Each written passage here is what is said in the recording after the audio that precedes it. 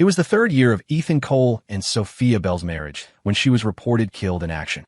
Her twin sister, Chloe, had brought back a blood-stained service medal, her voice raspy as she told him, "Ethan, Sophia, she's not coming back." He'd collapsed on the spot. When he woke, he'd thrashed, desperate to find her, only to be restrained by Sophia's father. Later, he'd swallowed a bottle of sleeping pills, slit his wrists, thrown himself into the river. 3 suicide attempts, 3 times he was saved. Everyone said Commander Bell and Mr. Cole were so deeply in love. And they were. So in love that it took him 3 months after her death to find out the horrifying truth. It wasn't Sophia who had died at all. The night he was revived from his 3rd attempt, Ethan, pale and gaunt, went to his wife's family home. He'd hoped to ask her father for some of Sophia's old belongings, anything to soothe the gnawing ache in his soul. But as he approached, he heard low voices from an inner room. "Sophia, how much longer are you going to keep this up? Ethan's tried to kill himself 3 times for you." His fingers dug into his palms, drawing blood. Sophia? Why was her father calling Chloe by Sophia's name? "Dad, just a little longer." The voice was undeniably Chloe's, yet the tone, the gentle cadence, was eerily like Sophia's. "Before Chloe died, she asked me to take care of Mark. He's never known hardship. He wouldn't survive the news of her death. I had to take Chloe's place, give Mark a child. With a child to live for, he can go on." Ethan's blood ran cold. He could barely process what he was hearing. So, it was Chloe who had died, not Sophia. His wife was alive and posing as her dead sister, sleeping in the room next to his, every night, with Mark Jensen. "But what about Ethan?" her father pressed, his voice urgent. "You're in Mark's room every night. Haven't you thought about Ethan's feelings? He's stronger than Mark." The words were a knife to Ethan's heart. He stumbled back, knocking over a broom, leaning against the wall. The house fell silent. He turned and fled, as if from a tidal wave. Running, a sharp pain shot through his hand.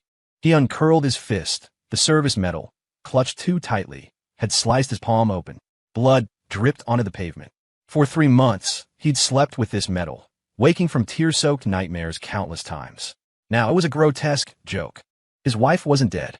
She'd merely chosen to let him believe she was, all to console her brother-in-law. 5 years ago, he and Sophia had met at the annual Base Gala and Talent Showcase. She was the reserved, striking Commander Bell. He was the lead vocalist for the base's entertainment division band. She had many admirers, as did he. But that night, she'd stood in the audience, her gaze fixed on him as he sang a soulful rendition of a classic American anthem. Then, she'd strode onto the stage and, in front of everyone, draped her heavy service coat over his shoulders. "Ethan Cole," she'd said, her voice low. "It's cold out. Don't catch a chill." Wrapped in her coat, he'd felt the warmth of her affection, a palpable heat. Soon after, she began to pursue him. Before every deployment, she'd find a reason to swing by the band's rehearsal hall to see him. The day he'd finally agreed to date her, she'd leaped into his arms, exclaiming, "Ethan, I, Sophia Bell, am yours for life." After they married, everyone said Commander Bell adored her husband, cherished him to the core. He, too, had believed she loved him as much as life itself. But now, to take care of her brother-in-law, she was impersonating her dead sister, sharing Mark's bed, even planning to get pregnant with Mark's child. And he, like a fool, had wept for her, tried to die for her, suffered unimaginable pain for her. Had she ever once considered that he, too, could feel pain?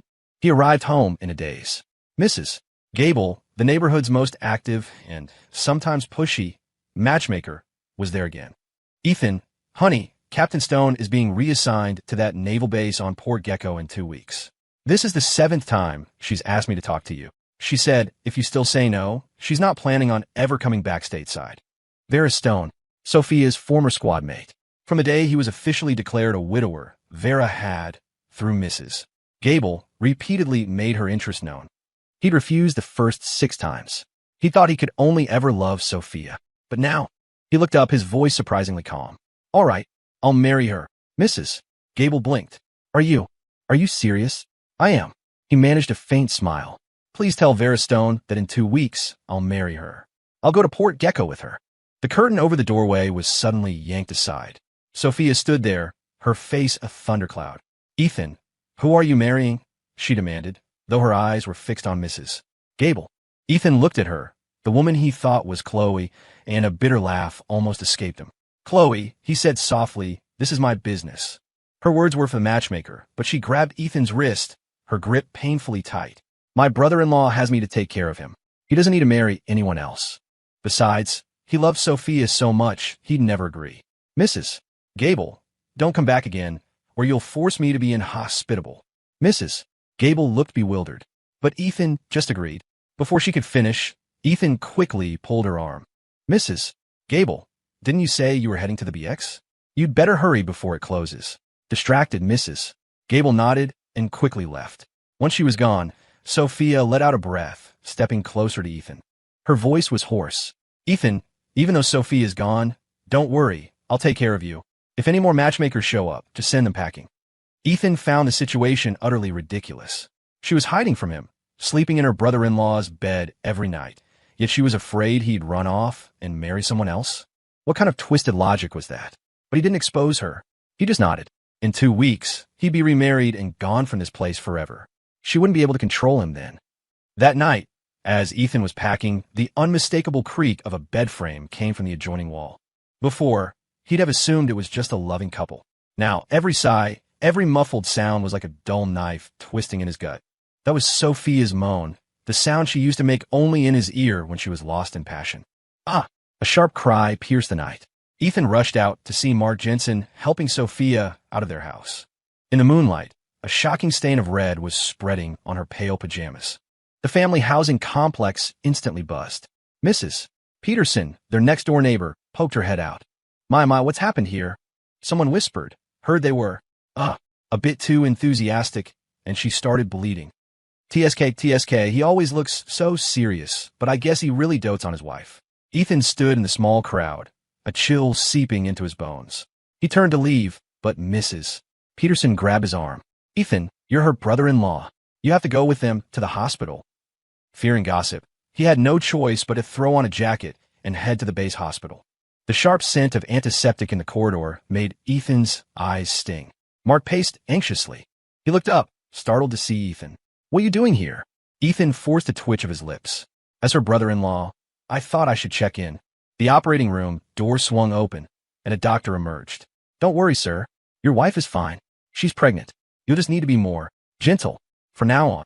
Ethan stood in the hospital corridor, a roaring in his ears. The doctor's words, she's pregnant, hit him like a lead pipe. He instinctively looked towards Sophia on the gurney. He saw her initial shock melt into an expression of unadulterated joy as she whispered, thank God. Everything's going to get back on track. He knew exactly what she meant. She was pregnant. She could finally shed the identity of Chloe Bell and come back to him, but he no longer needed her. However, the patient is somewhat anemic. She'll need a blood transfusion, the doctor continued, interrupting Ethan's thoughts. Mark Jensen immediately rolled up his sleeve, but the doctor stopped him. Your blood type doesn't match. We need type B. Ethan was type B. Mark's gaze shifted to Ethan.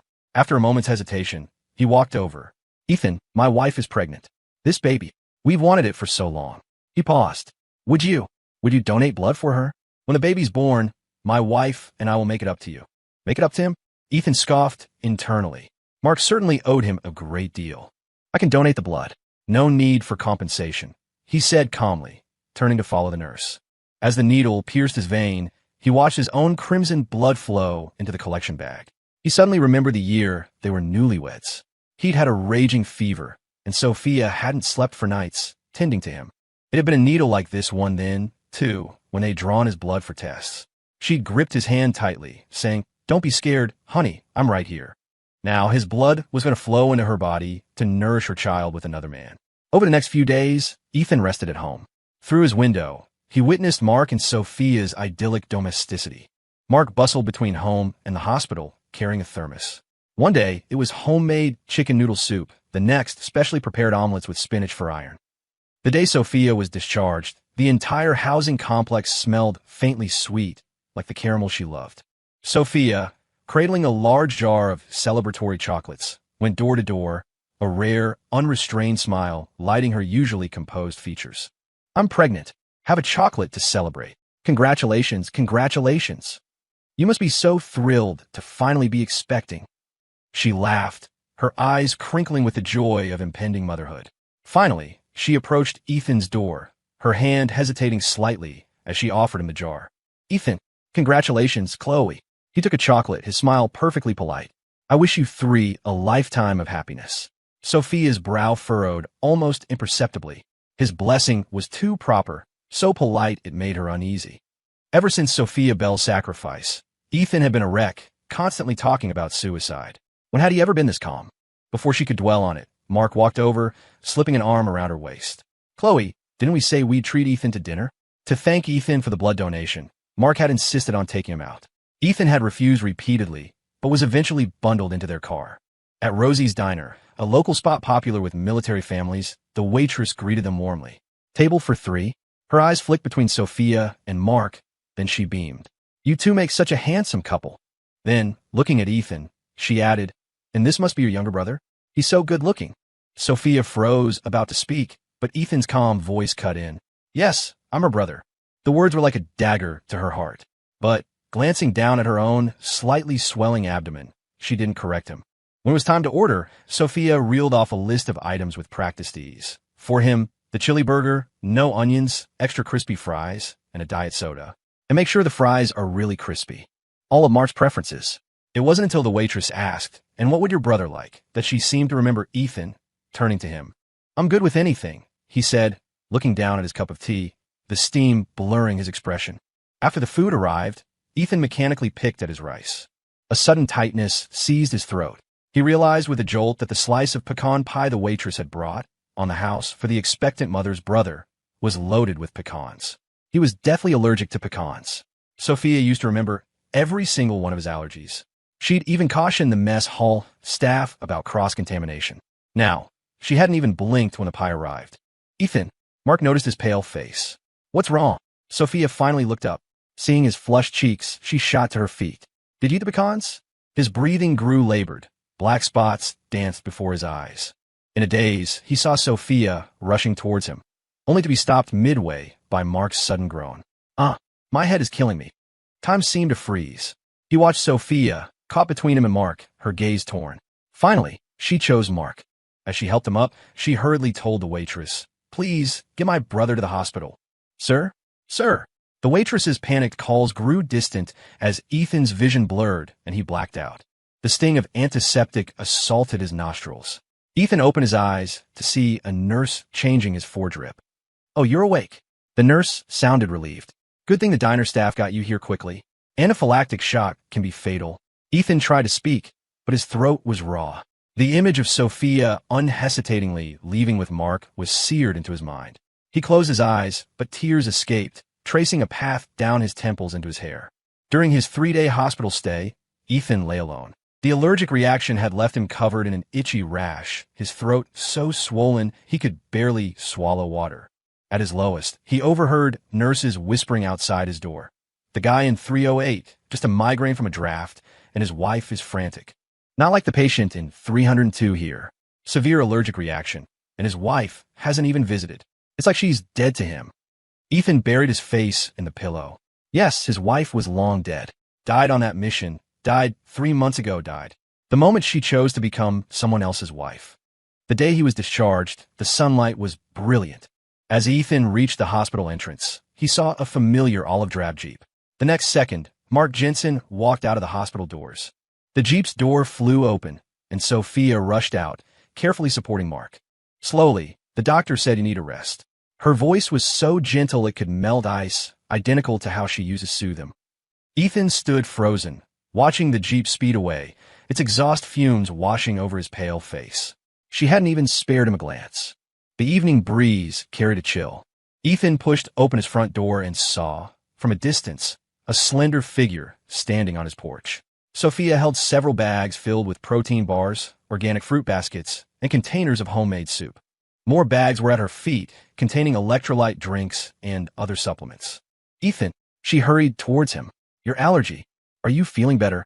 How ironic. During the day, she'd ignored him completely. Now, when no one was around, she was playing the concerned sister-in-law. Thank you for asking, Chloe. I'm much better. He moved to bypass her and open his door. Sophia grabbed his wrist. Take these. They'll help you recover. I don't need, Chloe. Something's happened. Mark Jensen burst into the yard, tears streaming down his face. I'm being investigated for running that kickback scheme with the veteran housing allowances. I just want to make some extra money. Buy more things for our baby. Now the MPs are coming to arrest me. A vein throbbed in Sophia's temple. My entire monthly salary goes to you, and you still had to pull something like this? Mark tugged at her sleeve, stamping his foot. What do we do now? You're pregnant. I can't go to jail. The yard gate was suddenly kicked open. 3 stern-faced individuals in civilian clothes with official-looking badges strode in. Mark Jensen, we have reports that you've been defrauding the government through a veteran housing allowance scam. Please come with us. The air crackled with tension. Sophia remained silent for a long moment, then spoke, her voice flat. It wasn't him. All eyes focused on her. After a few seconds of charged silence, she enunciated each word clearly. I know about this. Mark didn't do it. It was Ethan Cole. The world seemed to stop. What did you say? Ethan's voice trembled. Say that again. Who was it? She avoided his gaze, her eyes darting around. It was Ethan Cole. Ethan trembled, about to protest, but the investigators had already seized his arms. We have a witness identifying you. Please cooperate with our investigation. As he was pushed towards their unmarked car, Ethan stared hard at Sophia. She stood in front of Mark Jensen, her military bearing impeccable. Yet she was no longer the woman he remembered, the one who would have shielded him with her life during an earthquake. In the small, sterile interrogation room, Ethan's denials fell on deaf ears. Commander Bell herself identified you. You think she'd lie? The lead investigator slammed a pen on the table in front of him. Just confess. After 3 days without food or water, Ethan was processed and transferred, sentenced to hard labor at the Fort Leavenworth Disciplinary Barracks, then reassigned to a remote mining detail as part of his sentence. The mine shaft was dark, cold, and damp. He carried a heavy basket of, or each step agony. Suddenly, a deafening roar echoed through the tunnel. Cave in. Run. Before Ethan could react, collapsing rock and debris buried the lower half of his body. Through the searing pain, he heard someone screaming his name, a desperate, heart-wrenching sound. Ethan, hold on. Was it a hallucination? The woman who had abandoned him, now frantically clawing at the rocks with her bare hands, her fingers bloody. I'm sorry. I'm so sorry. When Sophia finally pulled him free, her voice was a ragged whisper, repeating his name over and over. My sister is dead now. Only my brother-in-law is left. He can't endure this kind of suffering. I had to blame you, Ethan. I had no choice. It hurt me more than it hurt you. When my baby is born, I'll bring you home. Wake up. Please wake up. I can't live without you. Ethan wanted to laugh. She was always like this, a lash of the whip, then a piece of candy. His last sensation before unconsciousness was Sophia's hot tears falling on his face. When he woke again, the hospital room was quiet. Sophia was slumped beside his bed, asleep. The moment Ethan stirred, she jerked awake. Ethan! She threw her arms around him, her eyes red, and desperately pressed her lips to his. Thank God, you're awake, thank God. Stop it. Ethan shoved her away with all his strength. What the hell do you think you're doing? Sophia released him abruptly, stumbling back as if burned. I'm sorry, Her eyes were dark, her voice hoarse. Mark's been feeling unwell and was admitted. I must have gone to the wrong room, mistaken you for him. She turned and fled, her retreat so hasty it looked like an escape.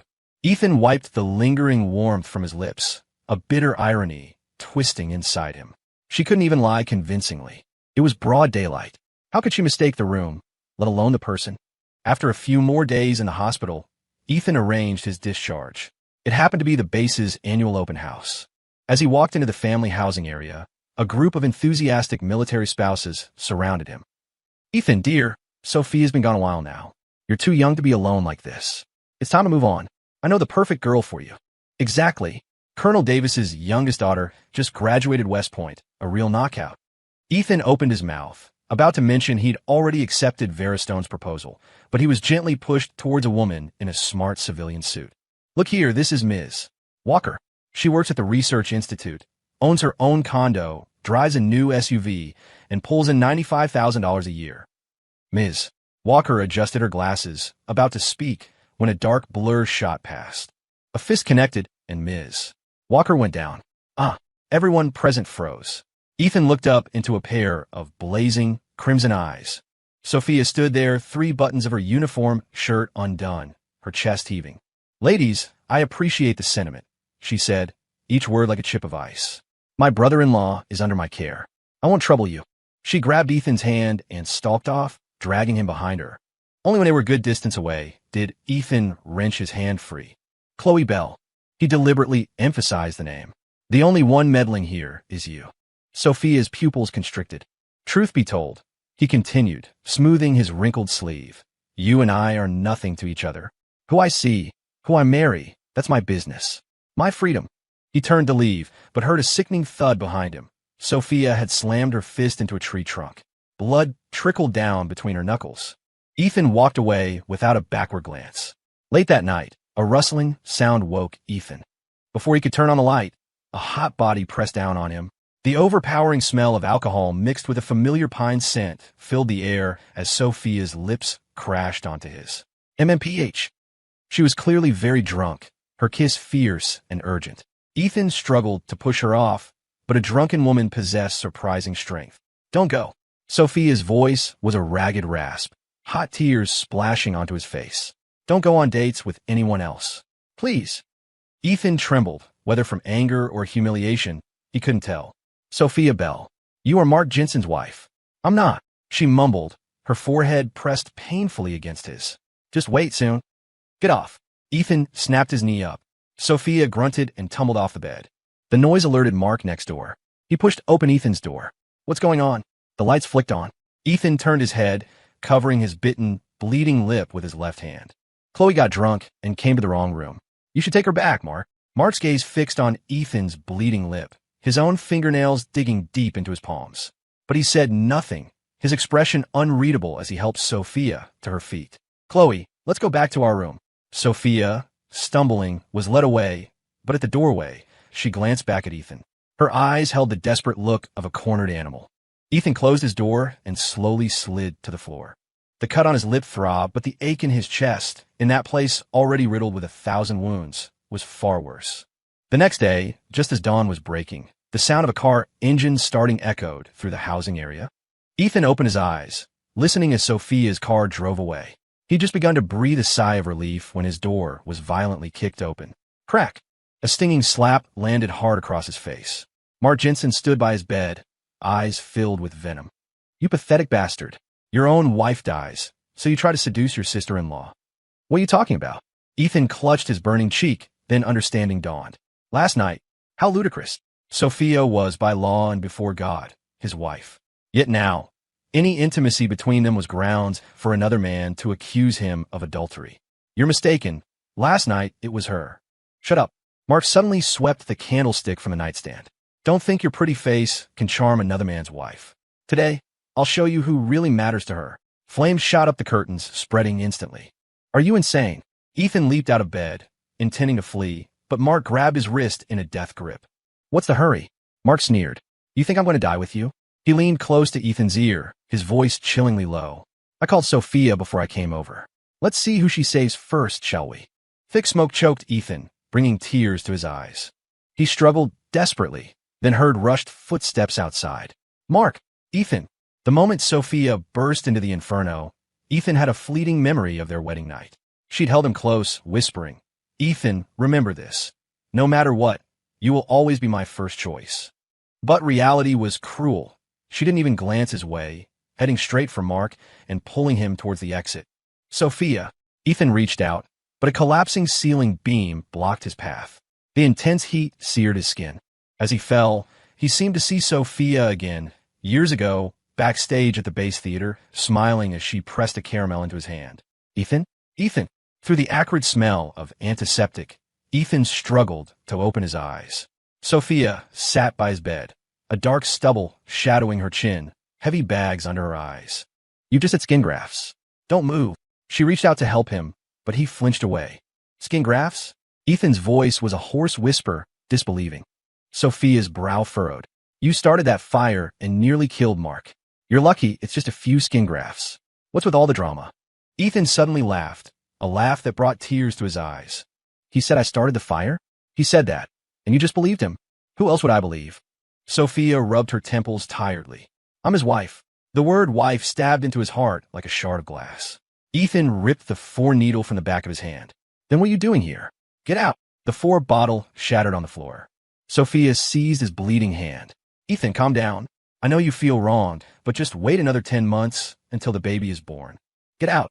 Ethan grabbed a pillow and hurled it at her. I never want to see you again. The pillow struck her shoulder, light and ineffective. Sophia stood frozen for a moment, her expression hardening, then turned and left. After the door clicked shut, Ethan noticed a box of caramels on the nightstand. His favorite kind. He snatched the box and threw it violently against the wall. Caramels scattered across the floor, like the shattered pieces of his heart. The day Ethan was discharged, the bright sunlight made his eyes ache. As he reached the entrance of the family housing area, he saw Mrs. Gable waving energetically at him. "Ethan, finally! I've been waiting for you." "Mrs. Gable." Ethan smoothed the hair at his temples. The burns on his right arm still throbbed dully. "Everything's arranged with Captain Stone. The boat leaves first thing tomorrow morning." Mrs. Gable lowered her voice, pulling a ferry ticket from her purse. She specifically said not to bring too much luggage. Everything's provided for on Port Gecko. Ethan quickly took a red envelope filled with cash from his pocket and pressed it into her hand. "Thank you for all your trouble, Mrs. Gable." "Oh, honey, Captain Stone already paid me for my matchmaking services. This is extra." Ethan gently pushed the envelope into her hand, a small smile playing on his lips. "To celebrate my new life." Mrs. Gable paused. Then her face broke into a wide grin. "You're right. It is a cause for celebration. When a wife dies, you forget her and look forward." Yes, in everyone's eyes, Sophia Bell was long dead. Died on that mission. Died with that bloodstained medal. Only he knew she was very much alive, living in another man's arms. Just as he was about to speak, the yard gate was kicked open with a bang. Sophia stood in the doorway, her face grim, her uniform soaked with sweat, clearly having rushed back. "I told you, no more setting Ethan up with anyone." She snatched the red envelope from Mrs. Gable's hand. "I will take care of him, and he will not agree to remarry." Mrs. Gable flinched. "But he already."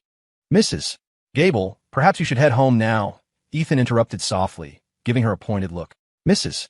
Gable scurried away, nearly colliding with Mark Jensen, who was just entering the yard. Mark looked up, saw Sophia standing protectively in front of Ethan, and his eyes instantly turned venomous. Late that night, as Ethan was packing his few remaining belongings, his door was shoved open. Mark sneered. "Haven't learned your lesson from last time? Still trying to seduce Chloe?" Ethan continued folding his clothes without looking up. "I'm leaving tomorrow." "You." Before he could finish, Mark suddenly cried out, "Ah!" and collapsed to the floor, clutching his leg and howling in pain. Almost simultaneously, Sophia burst in from outside. "Mark!" She didn't even glance at Ethan, immediately rushing to Mark's side and helping him towards the door. Ethan stood rooted to the spot, hearing Mark's cries echo down the hallway. "He pushed me. Chloe, my leg. Will I ever be able to dance again?" Such clumsy acting. Ethan wanted to laugh, but tasted the salty sting of tears on his lips. As dawn broke, Ethan, suitcase in hand, had just reached the yard gate when he ran into a disheveled Sophia, clearly having just returned. Dark circles ringed her eyes, which were heavily bloodshot. "Why do you keep trying to hurt Mark?" she demanded, grabbing his wrist. "I was with him all night. His leg is crucial for his dancing. How will he live now because of you?" Ethan pulled his hand free and silently walked towards the gate. She finally noticed his suitcase. "How did you know I was going to ask you to leave? You even packed your bags." Ethan finally stopped. "Asked me to leave?" Her usually composed face was etched with fatigue, but her voice was still cold. "Yes. My pregnancy has been a bit unstable lately. My husband and I don't want to see you for a while. You should go stay at your parents' place for a bit." She tried to take his suitcase. "I'll take you to the station." "No need." Ethan pulled the suitcase back. "I can go by myself." Sophia, however, stubbornly followed him, as if afraid he wouldn't actually leave, escorting him all the way to the bus station. "You just stay with your parents for a while. After my baby is born, I'll come get you. I won't go in with you. You can buy your own ticket. Mark's waiting for me at the hospital." After a few more instructions, she turned and hurried away. Ethan stood before the ticket window, then let out a soft laugh. "Sophia Bell, go take care of your Mark Jensen for the rest of your life." After watching the olive-drab Jeep disappear into the morning mist, Ethan slowly turned and walked in the opposite direction. There, he would find a shuttle bus to the harbor, Vera Stone waiting for him, and a brand new life. In the morning light, he cast one last look back towards the military base. "Sophia Bell, this time we're truly done. We'll never meet again." At the harbor, after Ethan dragged his luggage off the shuttle bus, he immediately spotted a woman in a gray coat waving excitedly at him. "Ethan!"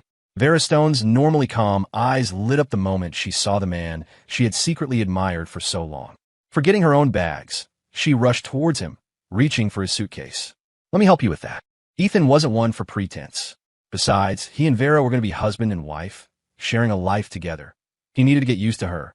So, he handed over the suitcase, a slight smile touching his lips. Thanks. The deep timbre of his voice sent a flush creeping up Vera's ears, as red as ripe tomatoes. She scratched her head, embarrassed, and smiled shyly. Don't mention it. We're going to be family soon, after all. Family? Ethan's steps faltered.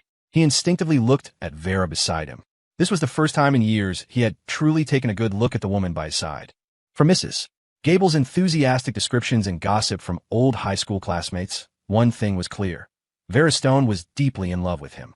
So in love that she had rejected countless suitors her parents had introduced over the years. So in love that she had politely turned down many bold men who pursued her passionately. Even during the years of his widowhood, she had ignored all the wagging tongues, waiting steadfastly for him, waiting for his nod. Even now, as he looked at her, she was sneaking glances at him from the corner of her eye. The moment their gazes met, she would quickly look away, feigning nonchalance, only the blush on her cheeks betraying her true feelings. This amusing sight drew a chuckle from him. But then, as if remembering something important, Ethan spoke her name, his expression serious. Vera, there's something I need to tell you. Since he had firmly decided to give up on Sophia, to forget the past and sever all ties with the people and events of before, and to build a good life with the woman before him, he needed to offer her honesty, to clarify things to avoid future misunderstandings. Seeing his seriousness, Vera mirrored his expression, her earlier excitement subdued. Go on. Ethan took a deep breath. You probably know about my past, right? How could Vera not know? From the moment she first fell for Ethan, she had silently followed his life. That was why, the instant she heard of his wife's passing, she had immediately sent Mrs. Gable to propose, letting the entire housing complex know that he was hers and could only be hers. So, Vera nodded quickly. Ethan smiled faintly. But what I need to tell you is, my wife didn't die. Boom. The words hit Vera like a physical blow. Her mind went blank. The bag she was holding slipped from her grasp, unnoticed. A storm raged within her. What did he mean his wife was still alive? Did this mean her years of longing were about to be shattered again? She hadn't even had a chance to properly confess the depth of her love, accumulated over so many years. Was she going to lose him again? Just as Vera's thoughts spiraled into chaos, a warm, strong hand reached out and grasped hers. A reassuring voice sounded by her ear. But don't worry, I won't go back to her. Our marriage effectively ended the moment she died. Besides, she's Mark Jensen's wife now. What? The successive bombshells left Vera reeling, unable to recover from the shock. So, Ethan told her everything. Sophia impersonating her sister, sleeping with her brother-in-law, planning to have his child, and then return to Ethan. Even if she comes looking for me one day, wanting me to go with her, you don't have to worry, Ethan concluded. She has no proof whatsoever that she's Sophia Bell. In a way, Ethan had Sophia herself to thank for cutting off her own escape route. When he first heard the devastating news of Sophia's death, he'd been on the verge of a complete breakdown, often mistaking Chloe, who was then his sister-in-law, for his deceased wife. Perhaps to force him to accept reality, or for some other reason, Sophia, as Chloe, had, in front of the entire base housing community, taken a solemn oath that she would forever be Mark Jensen's wife and Mark Jensen's alone. Furthermore, she had burned every piece of evidence that could prove her true identity as Sophia Bell, claiming it was a ritual to help Ethan fully recognize that his wife was truly and utterly gone. So now, no person, no document, could prove she was Sophia Bell. If she dared to claim it, she'd either be dismissed as delusional and committed to a psychiatric hospital, or, if somehow proven, she'd be prosecuted for fraud and deception by the military authorities. Either path was a dead end. And for Ethan, this completely eliminated any future complications. Hearing this, the heart that had leaped into Vera's throat finally settled back in her chest. In her memory, Sophia Bell was a decisive, meticulous woman. She never imagined Sophia would one day, for the sake of so-called love, shoot herself in the foot so spectacularly. But it was for the best. Now, Sophia could never take Ethan away from her. From this moment on, Ethan Cole would be hers, and hers alone. At this thought, the smile she had suppressed returned, even brighter than before. The hand Ethan held, she now gripped back tightly. Vera, Ethan said, his voice earnest, I've decided to marry you and build a life with you. That means I'm leaving the past behind. I won't look back for anyone. But I also expect you not to betray my trust. You know me. If you do that, I'll leave you forever, and you'll. Before Ethan could finish, Vera threw her arms around him. The clean scent of her soap and sunshine enveloped him, and an inexplicable sense of peace settled over him. Ethan, she murmured against his chest, her voice calm, yet incredibly firm. I've loved you for 10 whole years. I've waited for you for so long. I know better than anyone how hard won your yes was. And I understand, more than anyone, how much courage it took for you to cut ties with your past and step into a new relationship. All I can do is love you with everything I have, cherish you, warm you, not hurt you. I know, she continued softly, you might not fully believe this now. After all, for you, this is just the beginning of accepting me, of getting to know me. Your heart won't be entirely mine right away, but we have a lifetime ahead of us. I will prove to you how much I love you. Her words, spoken so quietly yet with such conviction, were like a gentle hand cupping Ethan's cold, dead heart, slowly warming it, coaxing tender green shoots from barren land. An unexpected warmth pricked Ethan's eyes. He said nothing, but his arms came up, slowly stroking Vera's back, then tightening his embrace. Just then, the ferry docked at the port, let out a long blast of its horn, urging the remaining passengers ashore to board. Vera gently pulled away, then, picking up their luggage with one hand and taking Ethan's with the other, she smiled at him. Let's go, together with her, to a new life. Okay, Ethan smiled back. They joined the stream of passengers boarding the vessel. Another blast from the horn, and a plume of dark smoke billowed from the ferry's funnel, like an invisible giant hand waving goodbye to the harbor. Passengers crowded the railings, waving tearful farewells to loved ones on shore. Only Ethan and Vera stood close together, silently watching the harbor recede until it was no longer visible. Back at the hospital in Oakbridge City, after Sophia had seen Ethan off at the station, she'd rushed back to Mark's side.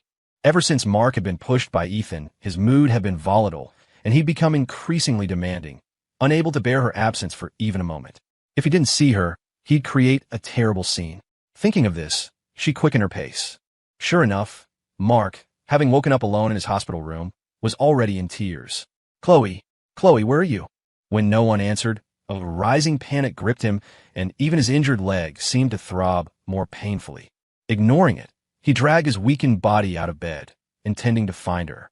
Just then, Sophia, the object of his anxious thoughts, strode through the door. Mark, seeing him unsteadily trying to get out of bed, on the verge of falling, Sophia's heart lurched. She lunged forward, careful, enveloped in a familiar embrace. All of Mark's suppressed fear and anxiety poured out. His grip on Sophia's clothes tightened, and he slowly looked up at her, tears splashing onto the floor. I thought you'd abandoned me. These past few days, Sophia's unusual behavior towards Ethan and Ethan's subtle provocations had filled Mark with a profound sense of crisis. Having witnessed his mother's downfall and family power struggles and endured over a decade of hardship, he knew all too well what this feeling of crisis signified. Fear consumed him. He was terrified Sophia would abandon him, just as his father had abandoned his mother. For years, Sophia, or who he thought was Sophia, had been exceptionally good to him, rescuing him from poverty and providing a life of comfort he'd never dared to imagine.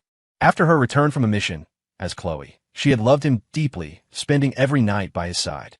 Her love had become his everything. He couldn't fathom life without her.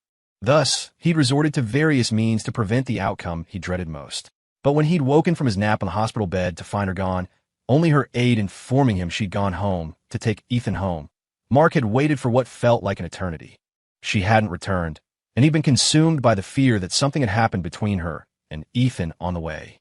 He hadn't dared to imagine what he and their unborn child would do if his fears were realized. Thankfully, she had returned in time. Looking at Mark in this state, nestled in her arms, any words Sophia had intended to say dissolved into a sigh.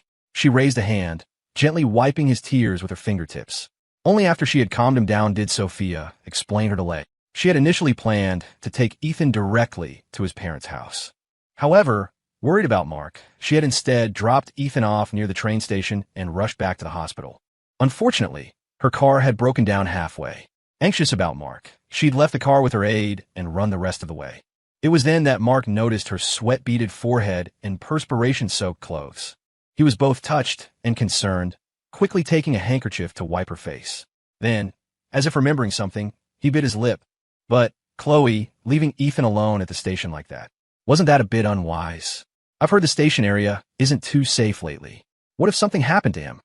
Though Mark voiced concern, he secretly hoped Ethan would indeed run into trouble. If Ethan met with some misfortune, he could no longer return to tempt his wife. Hearing this, Sophia's body stiffened slightly. She then shook her head, comforting Mark. Don't worry, he'll be fine. He's a grown man, perfectly capable of looking after himself. Besides, Sophia thought, Ethan managed perfectly well without me all these years, didn't he? What could possibly happen on a simple trip home? Moreover, she had already called Ethan's parents and asked them to meet him at the station. That evening, as usual, Sophia lay beside Mark, snuggling into his embrace, gently stroking her belly. The conversation naturally turned to the baby.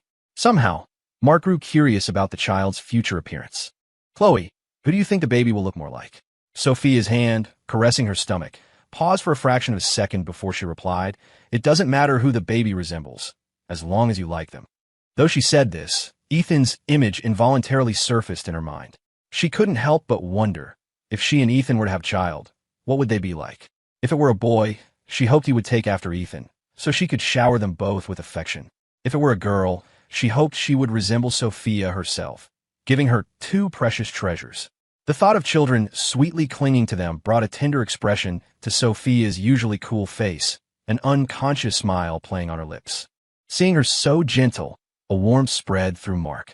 He held her tighter, his hands slowly exploring beneath her nightgown. Chloe! Sophia looked down and saw Mark gazing at her, his every movement charged with an unspoken invitation that made her stomach clench. But she knew, deep down, that her mission, being declared pregnant as Chloe, was complete. Staying by his side, now, was merely to ensure the safe delivery of this child. She was ready to return to her life with Ethan and had no intention of engaging in further intimacy with Mark. With this resolve, she took a deep breath, trying to suppress the rising heat in her body, and attempted to push Mark's hands away.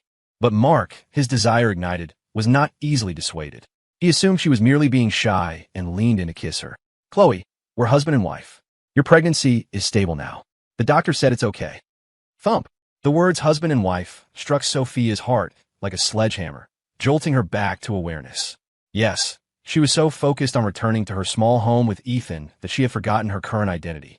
She was still Chloe Bell, Mark Jensen's wife, and she still had to fulfill her duties as such. At this realization, her eyes darkened. She leaned down and kissed Mark. They lay face to face, cocooned in their blankets.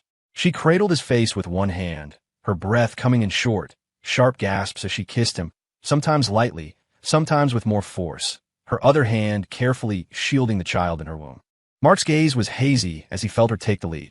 Outside, the rain intensified, its relentless drumming audible even through the glass. Dark clouds roiled across the sky, punctuated by claps of thunder.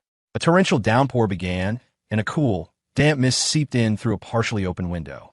The hospital room's curtains were abruptly drawn shut by a large hand, leaving only a single wall lamp lit, its dim glow casting flickering shadows of two intertwined figures. Easy, honey. The next morning, the night-long rain finally ceased, leaving the air fresh with the scent of damp earth and new grass. Sunlight filtered through the leaves of the large trees, dappling the lounge chairs set out for shade and the swings hanging between branches. Flowers, large as teacups, lay scattered on the ground, beaten down by the rain. The streets, silent all night, gradually came alive with the ringing of bicycle bells, the calls of vendors, and a general hum of activity. This cacophony also woke Sophia, who had been sleeping soundly, curled up against Mark.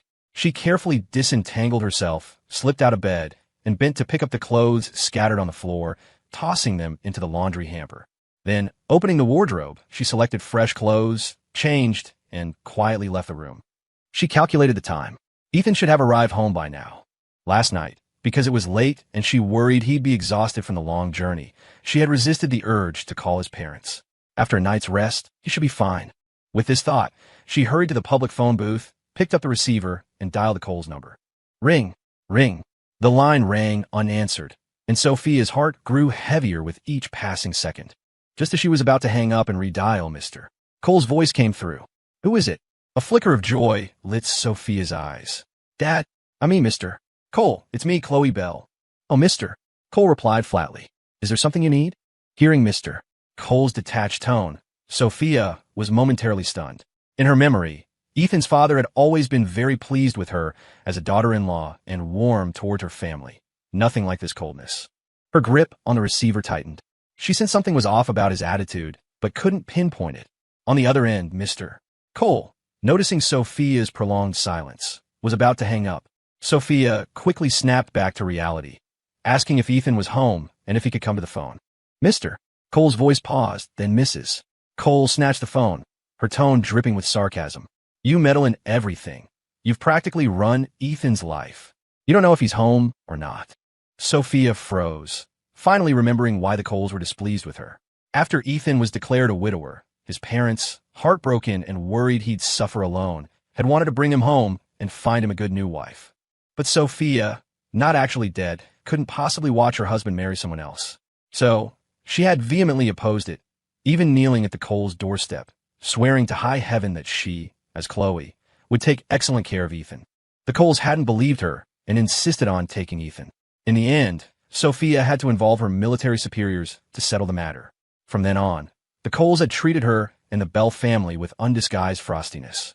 Sophia knew she was in the wrong and planned to personally apologize to the Coles after her baby was born.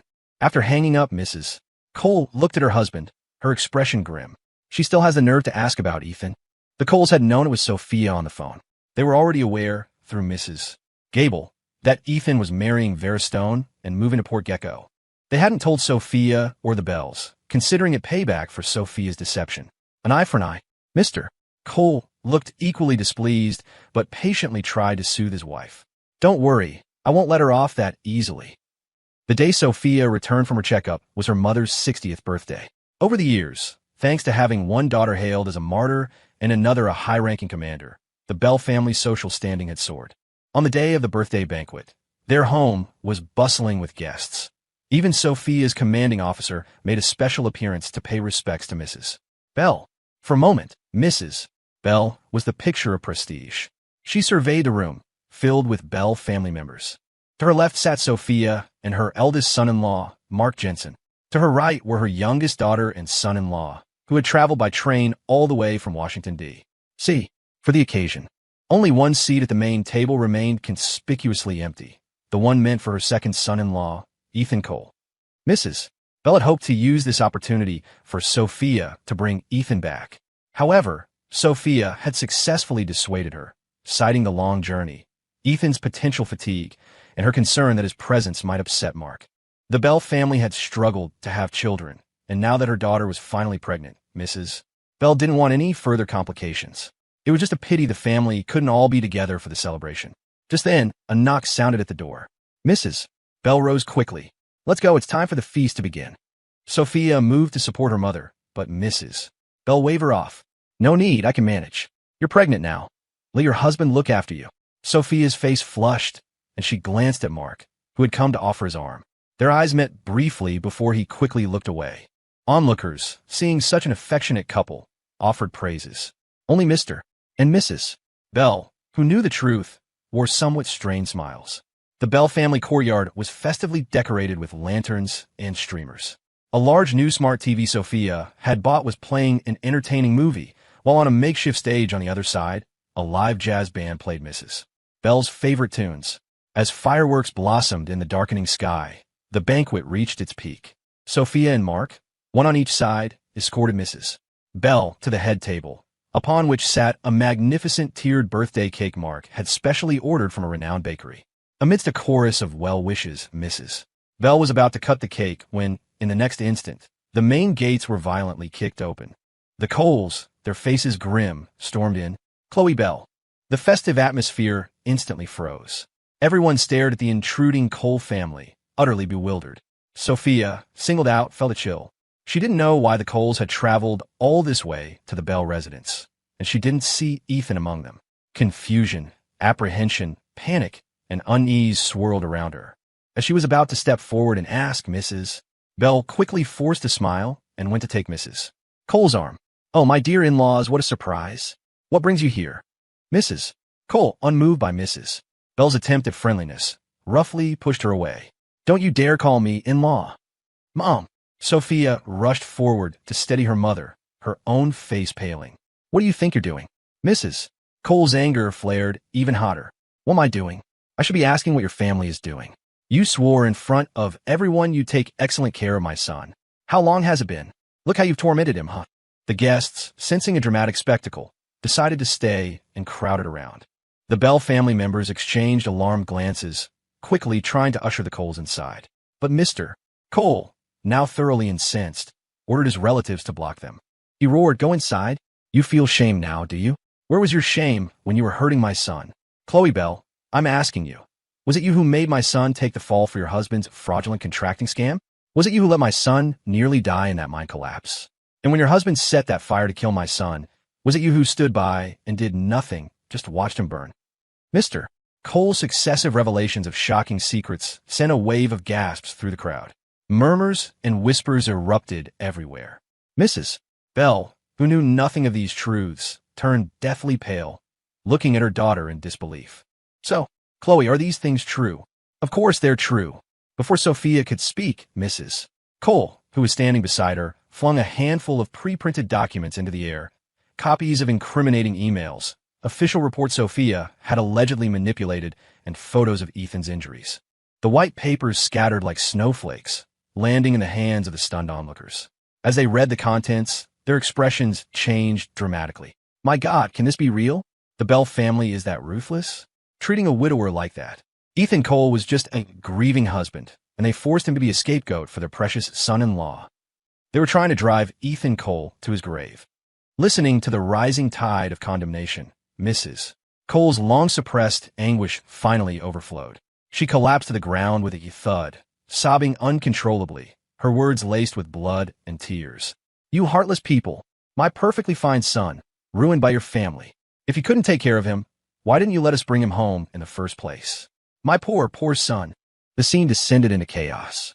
Accusations, weeping, and furious denunciations filled the air, each word like a slap across Mrs. Bell's face. She could bear it no longer. Clutching her chest, her eyes rolled back, and she fainted. "Mom! Mother!" Amidst the turmoil, a respected elder, a retired general who was a close friend of the Bell family, stepped forward to restore order. He asked the Coles what exactly they wanted. Mrs. Cole, helped to her feet by her nephew, wiped away her tears, and declared with grim determination, "I want my son, Ethan Cole, to completely and utterly sever all ties with the Bell family." Crack boom. Suddenly, a bolt of lightning accompanied by a deafening clap of thunder ripped through the sky, illuminating the varied expressions on the faces in the courtyard. Sophia's face, in particular, turned a ghastly white, as if all life had been drained from her in that instant. What had she just heard? They wanted Ethan to sever all ties with the Bell family. No, absolutely not. Her baby was due soon. She was so close to fulfilling her sister's dying wish, so close to returning to Ethan as Sophia Bell, telling him the whole truth. They were on the verge of resuming their happy life. But just as her plan was about to come to fruition, the Coles were trying to take her husband away from her. She would absolutely not allow it. No. Unfortunately, Sophia's objection was a feeble whisper against the Coles' unwavering resolve. Ever since they discovered Sophia's true deception, their disgust for her and the entire Bell family had become absolute. They had once believed their son would have a good life married into the Bell family. They never imagined he had fallen into a viper's pit. If only they had known, they would have fought tooth and nail to prevent the marriage. Fortunately, they could still salvage the situation. They were even perversely grateful for Sophia's egregious actions. It gave Ethan legitimate grounds, his wife's death, to make a clean break from the Bells, a far easier process than a contested military divorce. And Sophia and the Bells would have no grounds to entangle their son further. Unless, of course, she revealed her true identity.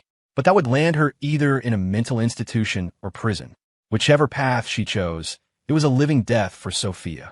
The Coles had calculated this precisely, choosing Mrs. Bell's birthday banquet to force her hand.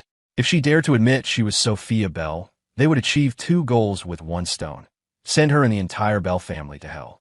What right do you have to object? Huh, Chloe Bell. Mrs. Cole bit out the last two words, her tone heavy with meaning, as if to remind Sophia of her current identity.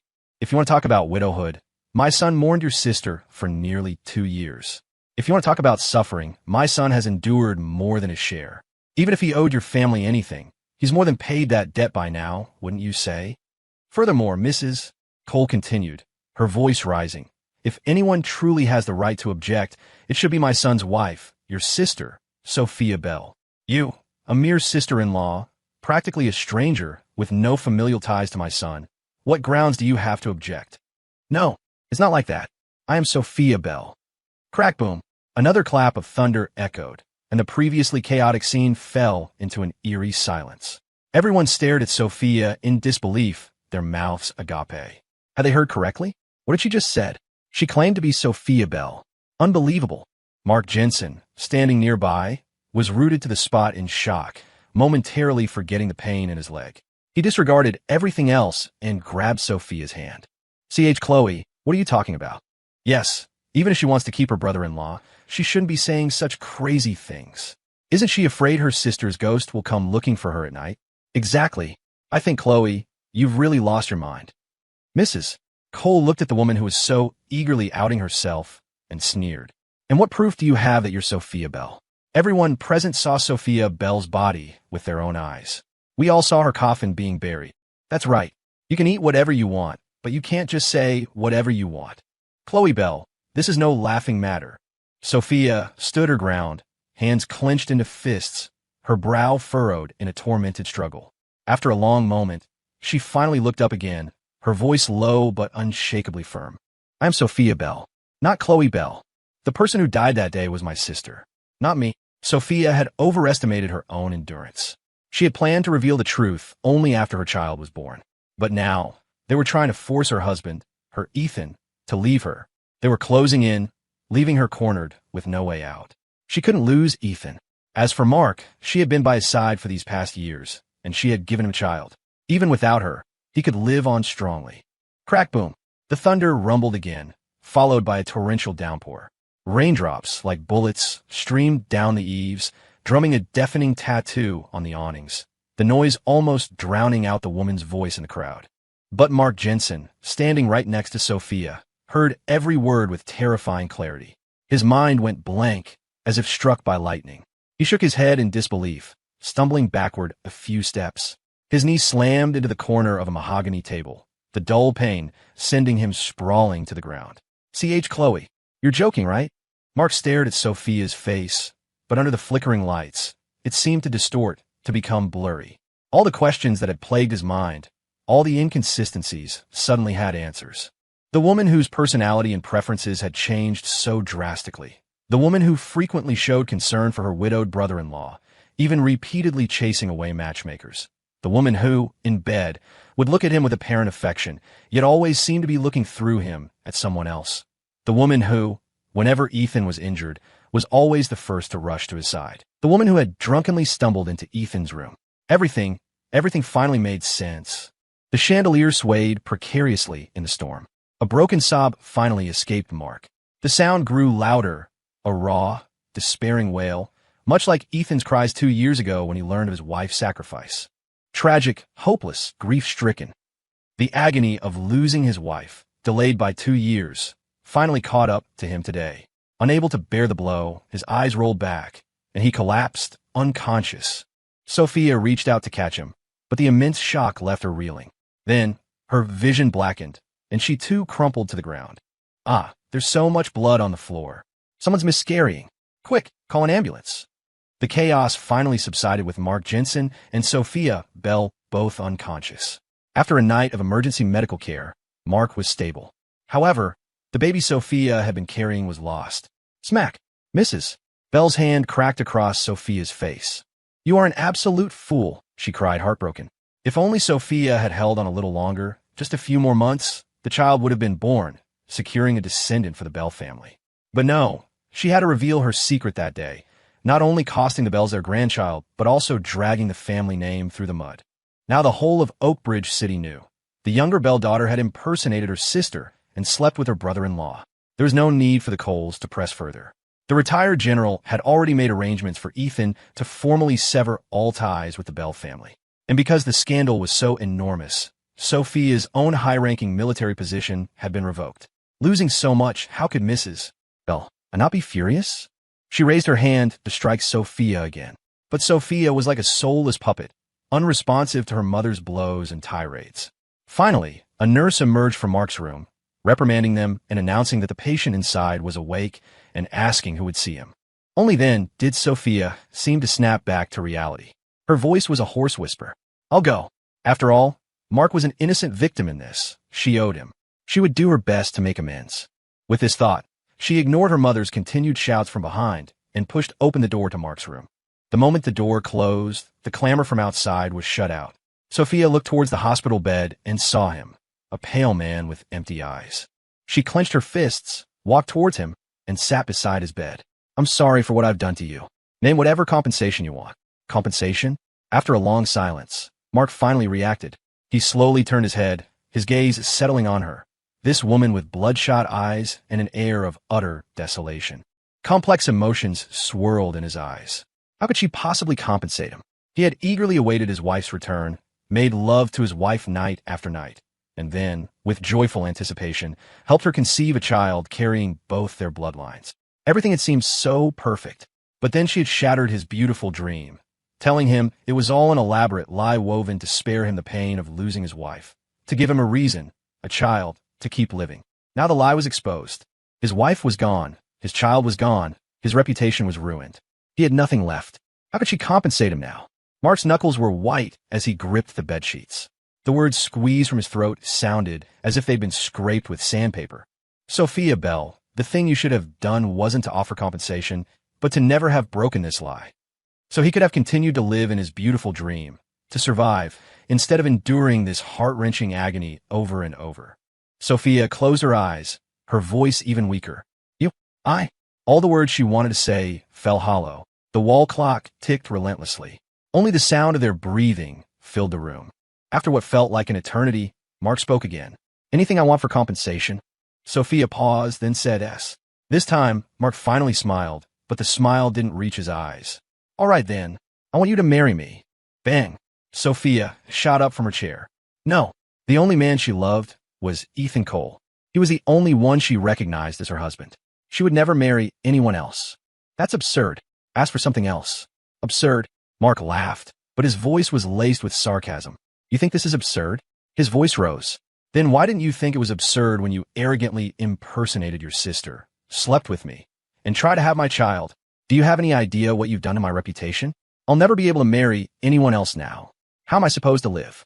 "I'm telling you, Sophia Bell," he hissed, "for the rest of your life, you can only, and you must, marry me." "No." "Yes, she will." Sophia's protest was cut short by her mother, who had been eavesdropping at the door and now burst in. Mrs. Bell was already distraught over losing one daughter in reputation and one son-in-law, Ethan. The thought of losing a second son-in-law had her frantic, her mouth breaking out in stress sores. Mark's unexpected proposal to marry Sophia was, to Mrs. Bell, a godsend. "Mom." Sophia couldn't believe that even now, her mother was adding to the chaos. "Sophia, dear, our family has already wronged Ethan Cole. We cannot wrong Mark as well. I approve of this. As soon as Mark is discharged from the hospital, you two will go get your marriage license." "Absolutely not. My husband is Ethan, and Ethan alone." Sophia's face hardened. She had already hurt Ethan once. She couldn't continue to hurt him, and she certainly wouldn't marry someone else. "No matter what you think, I only want Ethan." Sophia Bell. Bang! The hospital room door was suddenly thrown open from the outside. Someone rushed in, gasping for breath. Sophia, there's news about Ethan." "Really?" Instantly, Sophia's grim expression vanished, replaced by a flicker of joy. Without a second thought, she rushed out of the room. "Sophia Bell, you stop right there." No matter how loudly her mother shouted from behind, Sophia didn't look back once. Meanwhile, on a southern island, Port Gecko, Ethan had underestimated his constitution. Of the 3-day voyage, he'd been seasick for 2, and the remaining day he'd spent in a groggy, sleep-filled haze. Vera had practically carried him from the ferry to their new home. After nearly 2 weeks confined to bed, Ethan finally regained his strength and took a proper look around his and Vera's new house. It was a charming 2-story dwelling nestled on a hillside, tiled inside and out, and filled with all the necessary furniture and appliances. Fruit trees and vegetable patches thrived in the front and backyards.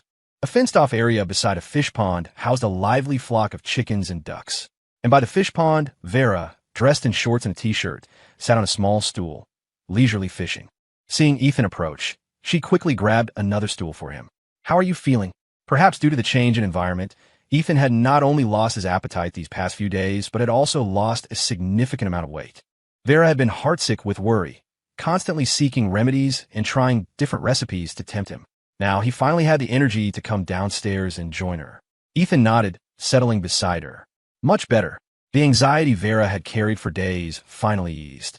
She took Ethan's hand, rubbing it gently, her eyes filled with a touch of remorse. "I shouldn't have chosen this island when I took the overseas assignment." Vera was a foreign correspondent for a major news agency, constantly on the move. This time, she had opted for a posting in the southernmost part of the country, dedicated to sending back the latest reports. At the time she chose Port Gecko, there was another reason. Ethan hadn't yet agreed to her proposal. Vera had thought that if he rejected her, she would go to the farthest place from him, so she wouldn't see him again, wouldn't lose control, and try to win him over. Who knew that just as she signed the assignment papers, Mrs. Gable would inform her that Ethan had agreed to marry her? It was one of life's great joys, and she'd experienced two at once. But her initial elation was now tinged with regret, seeing how Ethan had struggled to acclimate to island life. Ethan squeezed her hand back, smiling. "What's there to regret? I'll adapt. Besides, being stationed on an island like this has always been your dream. As your fiancé, naturally, I'll support your dream wholeheartedly." Speaking of fiancés, Vera pulled him closer. "Speaking of which," she said, her voice soft, "we should start planning our wedding." Because the island they were on was quite remote and difficult for outsiders to access easily. Coupled with their parents' poor health, neither family would be attending the wedding. However, they had already sent generous dowries and wedding gifts. At the mention of the wedding, a blush crept up Ethan's neck. He deliberately teased her. Why the sudden thought about a wedding? Vera chuckled softly, gently kissing his forehead, her eyes filled with a fervent love. "Because I want to marry you, right now. I want to be your wife." This was the wish Vera Stone had cherished most for her 25 years. From the first moment she saw Ethan Cole in high school, her heart had no room for anyone else. Unfortunately, Ethan back then was entirely consumed by his studies, oblivious to romance. Every girl who dared to send him a love letter was met with a polite but firm rejection. At the time, she was both relieved and saddened. Relieved that he didn't like anyone else, saddened that she herself would likely have a hard time winning his affection. But Vera, after careful consideration, decided to gather her courage and confess her feelings to Ethan. Tragically, before she could, their college entrance exams sent them to universities in different cities. By the time Vera next heard news of Ethan, he was already married to Sophia Bell. That night, Vera's apartment floor was littered with empty wine bottles. But she still hadn't given up on him. She waited for an opportunity. Then, finally, she heard that Ethan was a widower. The news sent a thrill of excitement through Vera. She'd wanted to set off fireworks on the spot. Without even informing her parents, she immediately contacted Mrs. Gable to act as a matchmaker. Even though Ethan rejected her proposals multiple times, she finally received the answer she'd longed for. Thinking of this, she hugged the man in her arms even tighter. The next morning, Vera and Ethan got into their SUV and drove along the newly paved coastal highway towards the distant harbor. Because Port Gecko was so remote, many supplies had to be brought in by a monthly ferry. The journey was long, so the ferry could only visit once a month. Thus, the 15th of every month was when the islanders flocked to the supply ferry for market day. Vera kept Ethan close, shielding him from the jostling crowd, as she carefully guided him onto the ferry. Since it had been a while since its last visit, the ferry was laden with a rich variety of goods. One could find almost anything.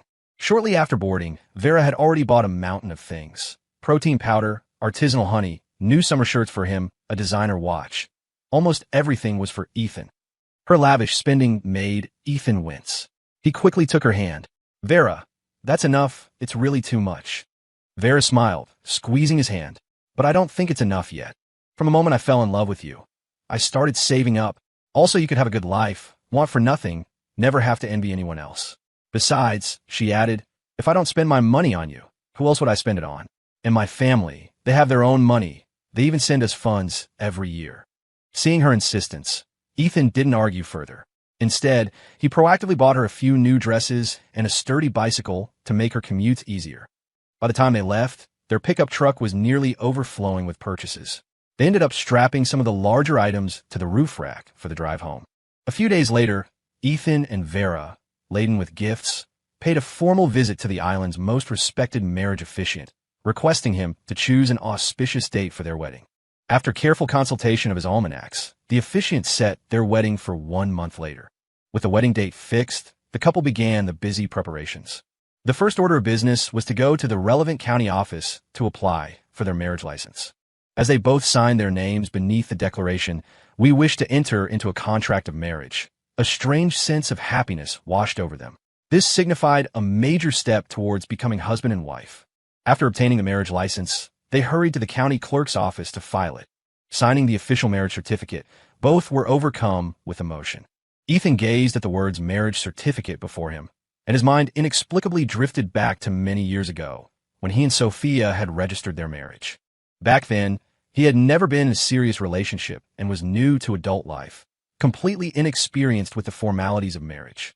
He'd relied entirely on the guidance of the clerk and Sophia. Consequently, when he received the certificate, he felt no joy, only a profound uncertainty about the future. What role was he supposed to play? What was he supposed to do? He was clueless. But Sophia had mistaken his apprehension for nervousness, reassuring him not to worry, that she would help him with everything. And she had kept her word, guiding him from their wedding night through all the complexities of married life. Perhaps her kindness had made him too reliant on her, so much so that when he heard the news of Sophia's death, beyond the overwhelming grief, he was left utterly adrift. He had grown so accustomed to her care.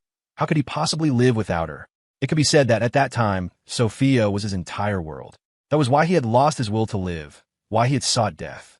But it was also because of Sophia's death that he had gradually matured, become independent, and discovered that he could, in fact, survive without her, could endure hardships he'd never imagined. Yet, just as Ethan was coming to terms with a life of unforeseen struggles, he stumbled upon Sophia's devastating secret. The revelation had struck him like a thunderbolt. That was why his heart had completely died toward Sophia. To escape her orbit entirely, he had agreed to Vera's proposal. Although he intended to forget the past after marrying Vera and to do his utmost to be a good husband, he thought it would be nearly impossible for him to feel any genuine anticipation or passion for marriage again. But now, at this moment, Ethan realized he was wrong. Perhaps influenced by Vera's unwavering affection these past days, he too felt a surge of excitement, a genuine anticipation for their future life together. He even found himself imagining all the things they would do, the life they would build. At this thought, a happy smile touched Ethan's lips. He bent his head and signed his name on the marriage certificate, then pressed his thumbprint beside it. Vera was equally emotional. Looking at the marriage certificate, she felt lightheaded, as if she were dreaming. To verify its reality, she pinched her thigh hard. The sharp sting brought a delighted, almost goofy grin to her face. Her laugh drew Ethan's gaze. "What's wrong?" Vera, still beaming foolishly, shook her head. "Nothing. I just thought I was still dreaming, so I pinched myself." Pfft. Her antics made Ethan burst out laughing. Soon, guided by the clerk, they sat before a simple blue backdrop for their official marriage photo. Okay, come on now, heads a little closer together." Following the photographer's instructions, Ethan and Vera leaned in, cheek to cheek, both smiling at the camera. Vera's warm breath brushed Ethan's face, bringing a faint blush to his cheeks. He fiddled with the hem of his shirt, too shy to look directly at her. Because they were so close, Vera could clearly hear Ethan's heart pounding, thump thump, thump thump, which made her own heart race, her back straightening nervously. A sheen of perspiration appeared on her skin, and her hands clenched into fists in her pockets. She tried to calm herself, but her heart fluttered like a trapped bird. "Okay, look at the camera." Click. A flash of white light, and the freshly printed marriage photo was affixed to their marriage certificate, then impressed with the official seal of the county clerk's office. The newly married Ethan and Vera thanked the clerk, accepted their certificate, and handed over a bag of celebratory candies they had prepared. Vera held the new marriage certificate, her fingers repeatedly tracing their photograph. The spot where her fingers touched the paper felt coated in a sweet confection, its fragrance filling her senses, igniting a wave of joy throughout her body. The words husband and wife on the certificate seemed to morph into a giant, beaming yes on her retina. The certificate number became a cascade of fireworks in her vision. She felt as if the whole world was cheering for her successful marriage. Her fingertips unconsciously caressed the embossed official seal, like a rose blooming on the page. The unique, slightly rough texture of the certificate paper sent shivers down her skin. her heartbeat thrumming with excitement. Finally, her fingers rested on the date stamped at the bottom, April 20th. This was her wedding day with Ethan, the starting point of her happy life. She had finally achieved her dream. She took a deep breath, trying to suppress the overwhelming emotion surging through her, but the moisture welling in her eyes betrayed her profound joy and excitement. But the elation bubbling inside her was like an unstoppable spring. Vera could no longer contain herself. She threw her arms around Ethan and, laughing with pure joy, began to spin him around in circles. "I'm married. I have a husband." "Whoa, what are you doing?" Ethan exclaimed, caught off guard. "I'm just so happy, Ethan. I finally married you. You're finally my husband." The more she spoke, the more excited she became, drawing the attention of passersby. Several other newlywed couples, hearing Vera's exuberant declaration, chuckled in amusement, their eyes filled with warm wishes. Ethan looked down at her, and in her eyes, which reflected his own image, he saw an overflowing, intense love. It made his own heart pound, a flush creeping up his face. He lowered his gaze slightly, a smile spreading across his features. He, too, was overjoyed to be blessed by fate once more, to marry someone who truly loved him. Night descended, blanketing the island in moonlight. Stars twinkled in the vast expanse of the sky, casting a faint, mesmerizing glow. The September evening breeze rustled through the branches, coaxing some late-blooming flowers to unfurl their petals. Tonight was their wedding night. Ethan had already showered and was lying in bed, while Vera, by contrast, was exceptionally nervous. She sat on the edge of the bed, unable to meet his gaze. Finally, she took several deep breaths, as if having made a momentous decision, and turned to him. "Ethan, maybe we should wait until the actual wedding ceremony day." Once the initial euphoria of receiving the marriage certificate had passed, a wave of nervousness, tinged with a sliver of fear, had washed over Vera. She was terrified that this was all just a dream. But the next moment, a pair of strong hands gently cupped her neck, and a clean, refreshing scent enveloped her as Ethan drew closer.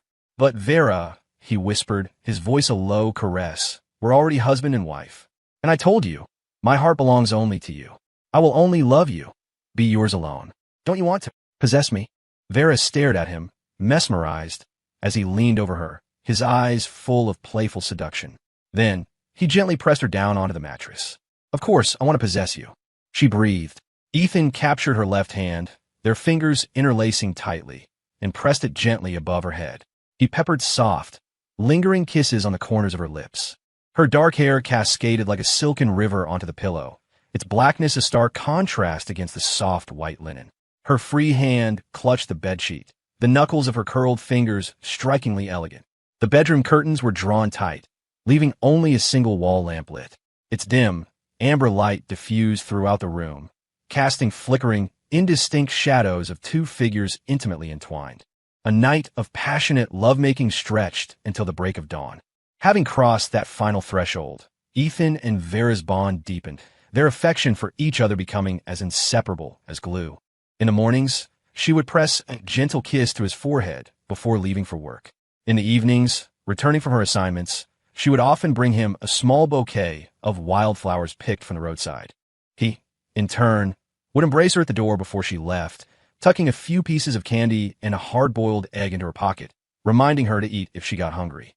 At night, he would leave a light on in the living room, keep a warm meal for her in the pot, and sit watching the news or knitting, waiting for her return.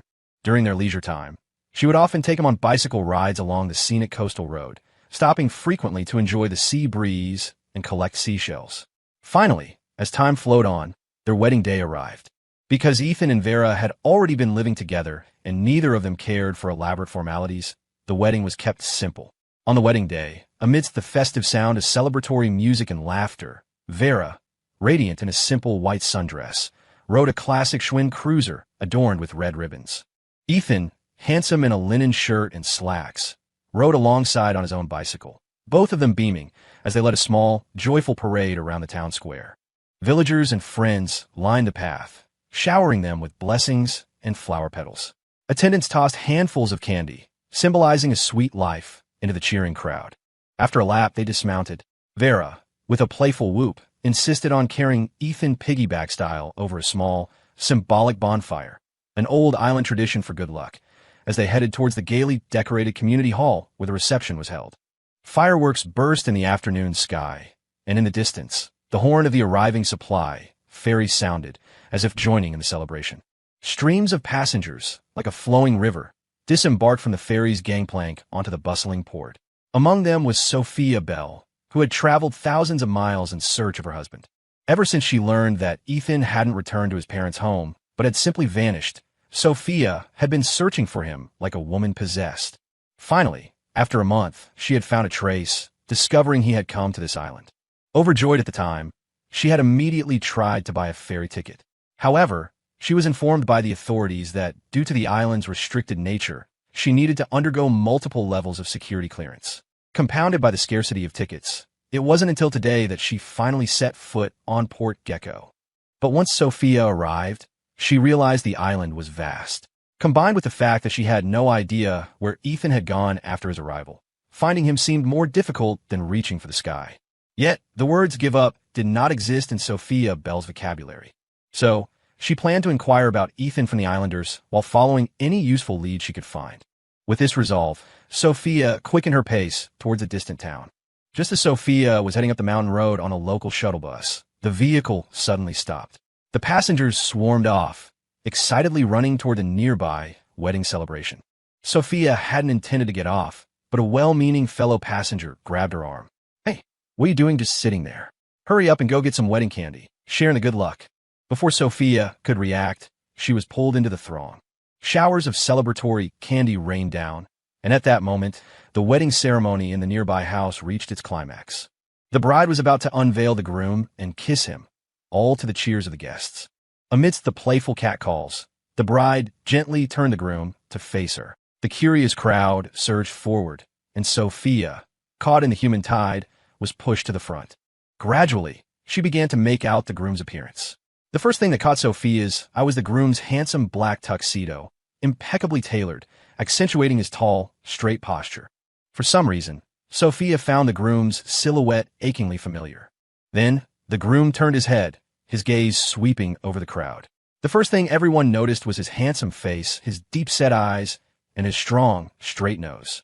Finally, the groom's face, a face so painfully familiar to Sophia, was fully revealed. Boom!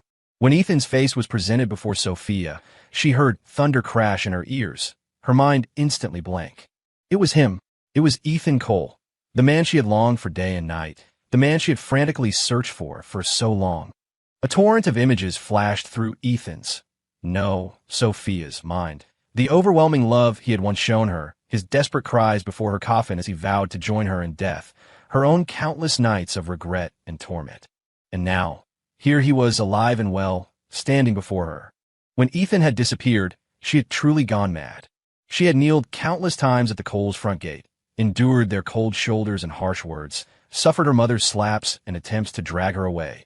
Yet she had remained unmovable like a mountain. She had begged them, not for forgiveness, but just to tell her where Ethan had gone. But until she collapsed in the rain from a raging fever, the Coles' door had never once opened. Yet Sophia refused to give up.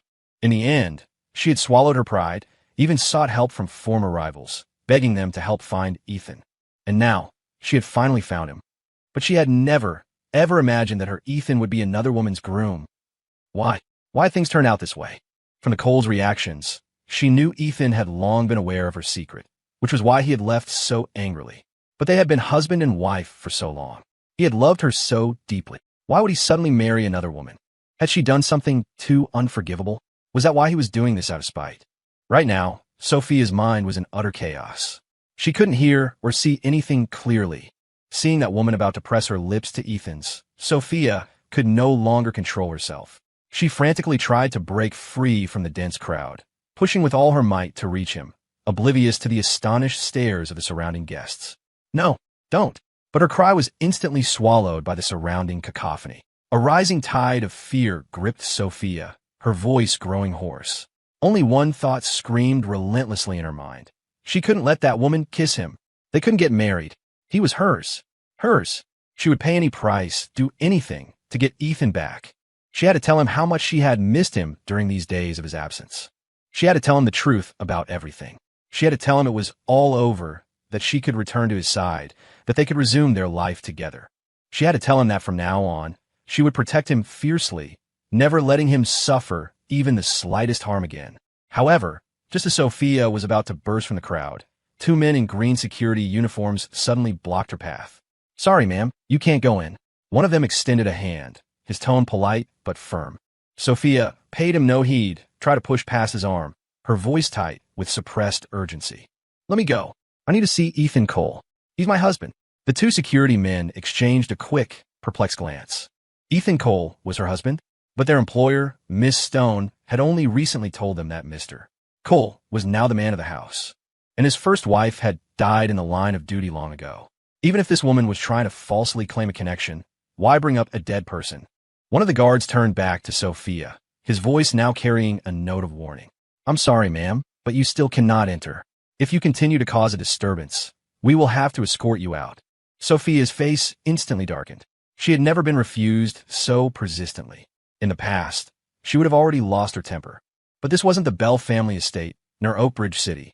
No matter how agitated she felt, she had to endure it. With this thought, Sophia clenched her fists and took a deep breath. "I really do know Ethan Cole." Her voice softened. "Could you please just make an exception? Just tell him. Tell him Sophia Bell wants to see him." By the end, Sophia's tone was laced with an undeniable humility and pleading.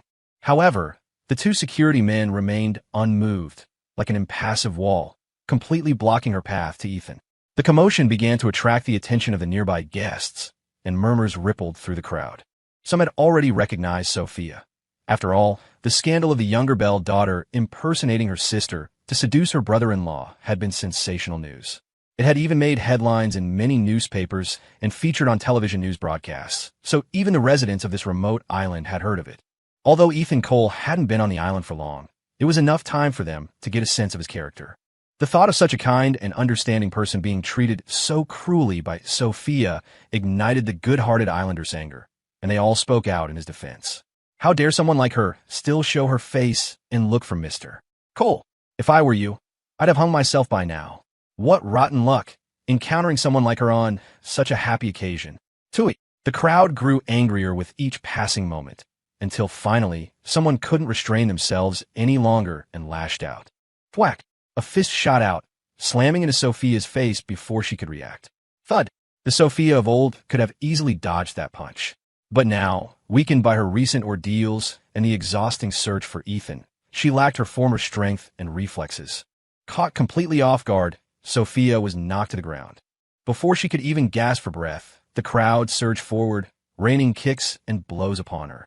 Under the brutal assault, Sophia almost heard the sickening crack of her own bones.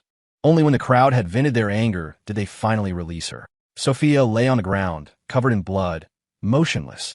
After a long moment, she painstakingly raised a hand to wipe the blood trickling from the corner of her mouth. To avoid further disruption to the wedding inside, several strong men from the crowd emerged, grabbed Sophia, and began to drag her away, intending to throw her out. Get lost, get lost. Go far away. Don't you dare bother Mr. Cole again. If we see you here again, we'll beat you every time. Get out. That night, a heavy rain fell again on Port Gecko. Crack boom. A deafening thunderclap, accompanied by a blinding flash of lightning, split the sky, the sheer force of it rattling the window panes. Vera instinctively pulled Ethan closer, covering his ears with her hands. Once she was sure he had drifted back into a deep sleep, she gently released him, slipped out of bed, threw on a robe, and left the room. The moment she stepped outside, umbrella in hand, she saw a lone figure standing in the downpour not far from their gate. Vera's brow furrowed slightly, a flicker of surprise in her eyes. She hadn't expected Sophia Bell to still be there, especially so late. After the wedding ceremony today, her father's two security aides had privately informed her that a woman claiming to be Ethan Cole's wife had been trying to force her way in to see him. Vera had immediately known it was Sophia. According to Ethan, even if Sophia were to come looking for him, it should have been months later. Her appearance here, now, could only mean something significant had happened with the Bell family, something that had forced Sophia to reveal her identity. Initially, Vera hadn't been too concerned. Ethan would never go back to someone like Sophia. If Sophia had any sense, she would have quietly disappeared from their lives. But no one had anticipated that Sophia would stand vigil outside their gate for so long. Now, Vera had just found out she was pregnant. Their love story was just beginning. She didn't want Ethan to be affected by such trivial matters. With this thought, she quickened her pace towards the woman in the rain. Outside the Cole residence, Sophia stood motionless in the pouring rain. She was soaked to the bone, her slightly long, disheveled hair plastered to her cheeks. A bone-deep chill wrapped around her, making her tremble uncontrollably. Yet Sophia seemed oblivious to it, her eyes fixed intently on the closed iron gate before her. A whole day. It had been an entire day. From the end of the wedding until now, she had kept watch outside their house. She just wanted to ask Ethan why. Why had he suddenly left her without any warning? Why had he suddenly married someone else? She had told him, she had promised that after her child was born, she would return to his side, and they would rebuild their life together. Why couldn't he have just waited a little longer for her? Just as Sophia's mind churned in a chaotic whirl, the tightly shut iron gate creaked open from the inside. A figure holding an umbrella slowly walked towards her. Instantly, Sophia's vacant eyes lit up. Without waiting for the person to reach her, she rushed forward. Ethan! But when a large black umbrella was tilted back, it revealed the face of an unfamiliar woman. Crack! Another bolt of lightning tore across the sky, momentarily illuminating the darkness. This time, Sophia finally saw clearly the woman who had stolen her Ethan. It's you. In that instant, Sophia finally remembered who the woman before her was. A long time ago, shortly after the news of her sacrifice had spread, matchmakers had begun to call on Ethan. One particular matchmaker had visited a full 7 times. No matter how Sophia, as Chloe, had tried to send her away, it was no use. It was through that matchmaker that she had seen Vera Stone's name and photograph. No, wait. Even before that matchmaker, she had briefly encountered Vera. It was the day she had accompanied the general to visit Vera's influential grandfather. That woman had hurried down the stairs, nodded a curt greeting to them, and then rushed out the door. Though it was just a fleeting glance, Sophia had sensed an inexplicable hostility from Vera even then. At the time, she hadn't understood it, but now it all made a horrifying kind of sense. So, Vera Stone had been coveting her husband even back then. You're asking for it. A furious rage surged through Sophia. She swung her fist, aiming for Vera Stone's face. Vera sidestepped Sophia's punch with swift agility and countered with a sharp jab that landed squarely on Sophia's cheek. Thwack! Unlike the loving, gentle demeanor she showed Ethan, Vera was now cold, composed, her brow furrowed, her dark eyes narrowed dangerously. If Sophia was going to be like this, Vera wouldn't hold back either. The black umbrella fell to the muddy ground, splashing dirty water everywhere. Lightning repeatedly tore across the sky as the two women, like maddened animals, exchanged blows. But it was mostly a one-sided affair, with Vera systematically pummeling Sophia. Within moments, Sophia's face was a bloody mess.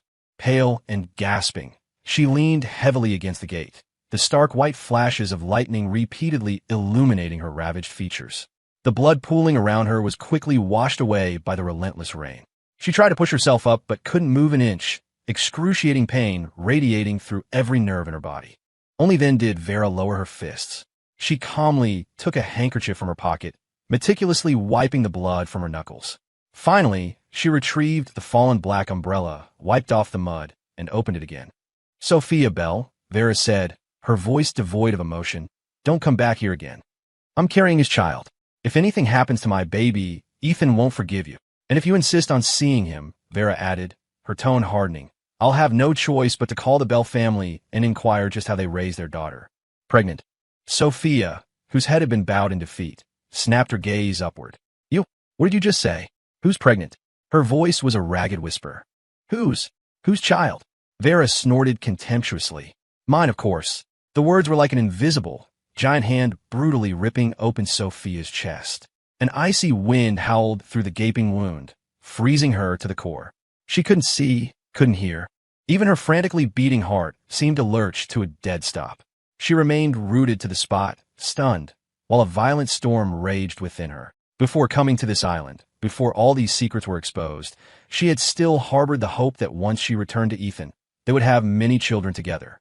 That way, he wouldn't have to resent Mark Jensen anymore. But now, her gaze was fixed, burning, on Vera Stone standing before her. The woman who had just calmly, word by word, informed her that she was pregnant, and with Ethan's child. In an instant, Sophia felt as if her heart had been hacked into pieces, then ground into a bloody pulp. Her breathing became rapid and heavy, her chest heaving violently, as if each breath brought a fresh wave of tearing pain. From Ethan's unannounced disappearance to witnessing him marry and start a family with another woman, all these events screamed one undeniable truth. Ethan truly didn't want her anymore. The web of lies she had so carefully woven for herself finally, irrevocably, shattered in that moment. Vaguely, she remembered their wedding night. Ethan, his expression earnest, had told her that if she ever betrayed him, he would leave her forever. At the time, she had overestimated his love for her, dismissing his vow as a mere joke. That was why she had repeatedly deceived herself, telling herself that her actions with Mark Jensen were justified, that she was doing it for her sister, to ensure her brother-in-law could live on, to provide an heir for the Bell family, for her sister. She had merely sacrificed their small family unit temporarily for the sake of a larger one. Once everything was settled, she would tell Ethan the whole truth. Ethan, so understanding, would surely comprehend and support her. But now, everything was telling her she was wrong. Horribly, catastrophically wrong. A self-mocking sound escaped Sophia's lips, quickly swallowed by the roar of the rain. Across from her, Vera had no more patience for this kind of person. She turned without hesitation and went back into the house. The moment the cold iron gate clanged shut in front of Sophia, she collapsed completely, her face pressed against the icy ground, tears mingling with the rain. Her shoulders trembled violently as a long-suppressed sob finally tore from her throat, a sound so faint in the downpour, yet filled with an immeasurable ocean of sorrow and despair. Ethan. Inside the coal house, it remained warm and spring-like, untouched by the frigid weather outside. Vera, having changed her clothes, pushed open the bedroom door to find her husband just sitting up in bed, rubbing his eyes sleepily and asking where she'd been. Vera's steps faltered. The scene outside flashed through her mind, her expression darkening for a moment. Then, as if nothing had happened, she walked over, hugged him, and kissed him. Nowhere special, just went down to the harbor to get you some snacks. Hearing this, Ethan's eyes widened. He glanced outside. It's raining so hard. What if you catch a cold? Don't worry, I'm perfectly healthy. Besides, she added, placing a hand on her stomach, her eyes softening, our baby was craving something, and as a mother, I have to satisfy those cravings. At the mention of the baby, Ethan also reached out, his gaze gentle as he looked at her belly. He'd never imagined he would one day be a father. After Sophia's death, the trauma had taken a toll on his health. Combined with everything that happened afterward, doctors had even said it would be very difficult for him to conceive a child. Yet, against all odds, that 1 in a million chance had happened. Ethan cherished this hard-won child immensely. Consequently, he paid little attention to outside matters. Whatever Vera said, he accepted, having no desire to pry further.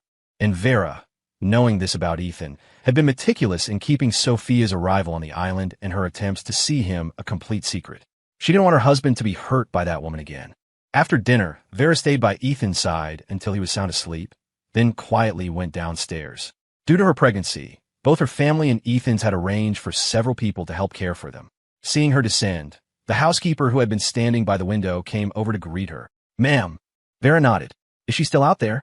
The housekeeper replied quickly. "She's been standing there for almost another whole night, ma'am." Vera sneered. "Don't bother with her anymore. Whatever happens to her is none of our concern." Then she instructed the housekeeper. "I've been having some morning sickness lately. Please make the meals plainer, not too oily. The cured ham and bamboo shoots the coals sent last time can be made into a soup. That should be fine." "Yes, ma'am." After the housekeeper left, Vera went to the landline phone and dialed a number. "Hello. Please connect me to the Bell residence." "Thank you." Although Vera no longer paid attention to Sophia, Ethan couldn't stay cooped up at home forever. He would eventually want to go out to work. So, to prevent Sophia from causing further disturbances, she made a call to the Bell family, demanding they come and take Sophia away. "You have 1 month at most. Otherwise, I'll have to escort Sophia Bell back myself." As she said this, a ruthless glint flashed in Vera's eyes. Another rainy night. Sophia had lost count of how many days she had stood outside the coal house. She could clearly feel her body nearing its breaking point, yet she still hadn't seen Ethan. Soon, the rain intensified. The lights in the coal house went out one by one. As the last light was extinguished, the light in Sophia's eyes also faded completely. She knew today was another fruitless vigil. Her heart felt hollowed out, leaving only an endless despair and an icy chill. Vera's words echoed in her ears again, but she just couldn't accept it. She and Ethan had once loved each other so deeply. When she had died, he had even wanted to join her in death. Yet now, he wouldn't even grant her a single meeting. A bitter laugh escaped Sophia's lips. She looked up at the pitch-black sky, raindrops lashing her face, as if even the heavens were mocking her. Thud! No longer able to stand, her vision blackened, and she crumpled heavily to the ground. The rain continued its merciless assault, as if determined to drown both her and him in this cold, unforgiving world. In a daze, she thought she heard someone anxiously calling her name. Sophia. In a hospital room, Sophia, delirious with fever, had a dream. And it was Ethan, whom she hadn't seen in what felt like an eternity. He held her in his arms, just like before, tenderly calling her name. But just as she was about to lift her head to kiss him, the Ethan in her arms suddenly transformed, his face contorting, and he violently pushed her away, embracing another woman. No matter how much she pleaded, he ignored her. Sophia Bell, you betrayed me first, so I don't want you anymore. He walked away with such finality, never once looking back. No, don't go. Sophia's eyes snapped open. She screamed, her hands flailing wildly. Then, her palm touched something soft. Still not fully conscious, she thought it was Ethan. A wave of joy washed over her, and she immediately pulled him into her embrace, kissing him and begging, don't go, don't leave me, I beg you. Mark Jensen, who had endured a miserable multi-day ferry journey to reach Port Gecko, never imagined his reunion with Sophia would be like this. Initially, when Mark learned that the woman he had shared his bed with for nearly 2 years was not his wife, but his sister-in-law, his world had collapsed. A widower involved in an incestuous affair with his sister-in-law. Whether he was an active participant or a victim, he would be drowned in public scorn, possibly even sent to a labor camp by the authorities. Mark had fought so hard to escape the living death of his own family's dysfunctional dynamics and build a decent life. To go back to that, or worse, he might as well be dead. He had thought it, and he had intended to do it. His reputation was ruined. His own family didn't want him. Sophia Bell didn't want him. What was the point of living? But just as Mark was about to end his life, Mrs. Bell had burst in, desperately stopping him. She cried that the Bell family had already wronged him enough. If they drove him to his death, they would lose all face. So Mrs. Bell had taken it upon herself to decree that Sophia would marry him. Sophia's opposition, however, had been fierce. To make them give up, she had fled to Port Gecko to try and win Ethan back. Undeterred, Mrs.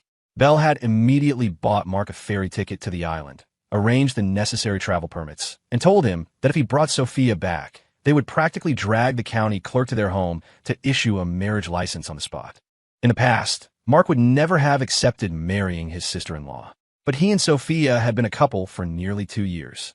Not only had his body grown accustomed to hers, but his heart had also slowly begun to hold a place for her. Since his reputation was already destroyed, perhaps marrying her and having children wasn't the worst option. At least his future would have some semblance of security. So Mark had come. He had prepared himself for various reactions from Sophia upon seeing him. But he had never, ever imagined that the moment they met, she would be so frenzied. She clung to him tightly, kissing him wildly, begging him not to leave her. Her passionate display momentarily disoriented Mark, as if they had returned to those 2 years of sweet intimacy. A blush crept up his face at the thought, and he reached up to encircle her neck, intending to kiss her back. But the next moment, Sophia suddenly cried out another man's name to him. Ethan, don't go, please. Splash. The name Ethan was like a bucket of ice water poured over Mark's head, chilling him to the bone. In an instant, a complex mix of unspeakable shame, anger, and betrayal surged through him. He had already considered himself hers. Why did she have to call out another man's name? At this thought, he could no longer bear it. With a strength he didn't know he possessed, he shoved Sophia away. Sophia Bell, you look closely. Who do you think I am? Sophia, who had been passionately kissing Ethan, was momentarily stunned by the push. Confused, she reached out to grab Mark's hand again.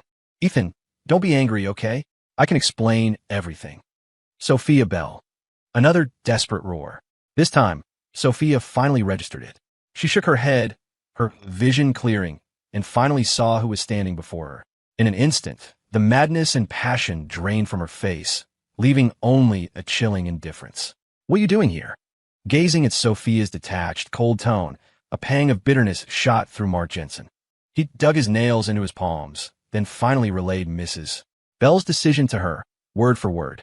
Upon hearing her mother intended for her to marry Mark, Sophia's expression instantly hardened.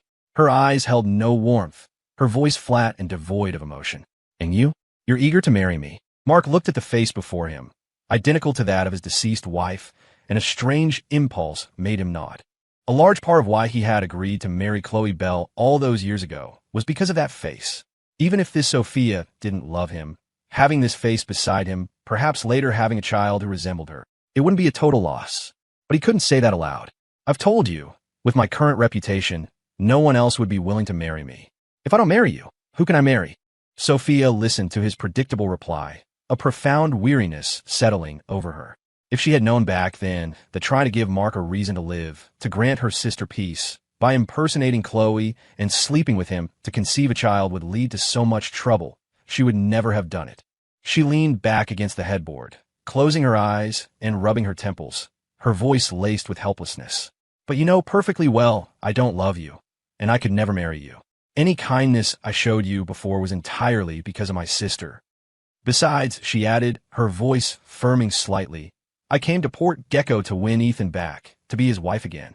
Ever since Ethan Cole had entered her life, Sophia had eyes for no one else. Hearing Sophia say this, Mark felt a surge of bitter irony. Since arriving on the island, he had made it a point to inquire about Ethan Cole's situation. The man was not only married to Vera Stone, but his new wife was also pregnant. Their relationship was reportedly as strong as glue, unbreakable. To say he wasn't jealous would be a lie, but Mark had no time to envy Ethan. His immediate priority was to get Sophia Bell firmly under his control. Therefore, he chose to shatter her delusions. Stop dreaming. You can't win him back. And speaking of being a couple, you and I spent more time in bed together than you and he did during your entire marriage. Wasn't it true? When Sophia and Ethan were newlyweds, they were often separated by her deployments. Not long after the incident occurred, and after her return, she had consistently shared his bed. Furthermore, Mark pressed on, his voice a low growl. We almost had a child together. Sophia Bell, no man would ever want someone like you back. No one except me. It was unclear which word triggered her, but Sophia, who had been relatively calm, suddenly erupted. She grabbed the nearest object, a water pitcher, and hurled it at Mark. Enough. Get out of my sight. Get out. Meanwhile, Ethan Cole remained oblivious to the drama unfolding between Sophia and Mark. Under Vera's attentive care, his health had improved significantly. After nearly a month cooped up at home, he was finally able to go out for walks. Seized by a whim, he coaxed Vera into accompanying him to town to check out the newly opened department store, intending to pick up some clothes and formula for their baby on the way. Since the department store wasn't too far, they decided to walk, strolling leisurely down the mountain road. Along the way, Ethan was like a bird freed from its cage, looking here and there with delight. Vera didn't restrain him, merely staying close, ensuring his safety. Inside the department store, they headed straight for the baby product section on the second floor. Unsure if their baby would be a boy or a girl, they bought 2 sets of everything. But when they took their pile of goods to the counter to pay, the cashier informed them that someone had already settled their bill. Ethan and Vera exchanged a puzzled glance. They hadn't helped anyone recently, nor could they think of anyone who would be so kind as to anonymously pay for their expensive purchases. Initially, Ethan thought the cashier was joking, but when presented with the paid receipt, they had no choice but to believe it. The couple initially dismissed it as an odd coincidence. Perhaps a friend had spotted them, but didn't have time to greet them properly, and chose this way to say hello. They figured they would ask around later and thank the person then. However, this pattern repeated itself wherever they went.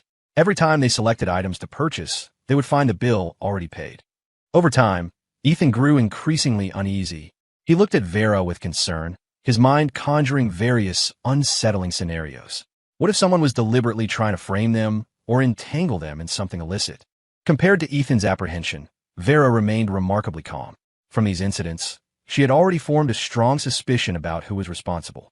Moreover, she had just caught a glimpse of a familiar figure, which further confirmed her suspicions. With this in mind, she reassured Ethan and then suggested they have lunch at a newly opened restaurant. While waiting for their food, Vera made a casual excuse, telling Ethan to start eating without her, promising she'd be right back. In a narrow alleyway nearby, Vera sent Sophia sprawling with a well-aimed kick. Her expression was cold, her dark eyes narrowed with a simmering anger. It was you, wasn't it? Sophia, whose body hadn't fully recovered, had secretly discharged herself from the hospital. A single kick was enough to leave her without the strength to get up from the ground. Yet, despite her physical state, her face wore an expression of defiant certainty. So what if it was? I told you, Ethan is my husband. A thief like you can't steal him away. To resolve the troublesome Mark Jensen situation quickly, and to expedite her efforts to win Ethan back, Sophia had slipped out of the hospital unnoticed. After much searching and asking around, she had finally located the man she yearned for, Ethan, and the woman by his side, Vera. Unlike the haggard man she had first encountered upon her return, Ethan now exuded a certain paternal glow. Vera's visibly pregnant belly was like a razor-sharp knife twisting in Sophia's heart, the bitter taste of blood rising in her throat. But Sophia forced herself to swallow the bitterness. After all, she had been the first to have a child with someone else. Now, she was willing to accept his child with another woman. She would even raise this child as her own. But all this was contingent on Ethan being willing to leave with her. So, to persuade him, she had devised this plan to lure Vera away. However, before she could approach Ethan, Vera, having discovered her scheme, had found her first. Vera was astounded by Sophia's audacity. Without wasting any more words, she drew back her fist to strike. But just then, a massive explosion roared from a distance. Boom! Vera's fist froze in midair. She turned her head in disbelief and saw the restaurant where she had left Ethan engulfed in roaring flames, thick black smoke billowing like a monstrous hand, shrouding the entire building. Ethan! A chilling shriek tore from her throat. She sprinted towards the inferno like a mad woman, completely oblivious to Sophia, who, her own face deathly pale, struggled to her feet and staggered after her. The sky, lit by the terrifying glow of the fire, was filled with the sounds of people crying, screaming, a cacophony of noises that made Vera's head throb. An overwhelming wave of regret washed over her, and she struck her own face hard twice. If only she had known. She should never have left Ethan alone. If anything happened to Ethan, she wouldn't want to live either. With this thought, she ran with renewed frenzy, determined to plunge into the raging fire. Boom! Another violent explosion ripped through the air, sending debris and shrapnel flying like deadly arrows in all directions. Ma'am, calm down. It's too dangerous in there. You'll be killed if you go in. We've already called 911. The firefighters and rescue teams will be here any minute. Let me go. My husband is still in there. He's not well.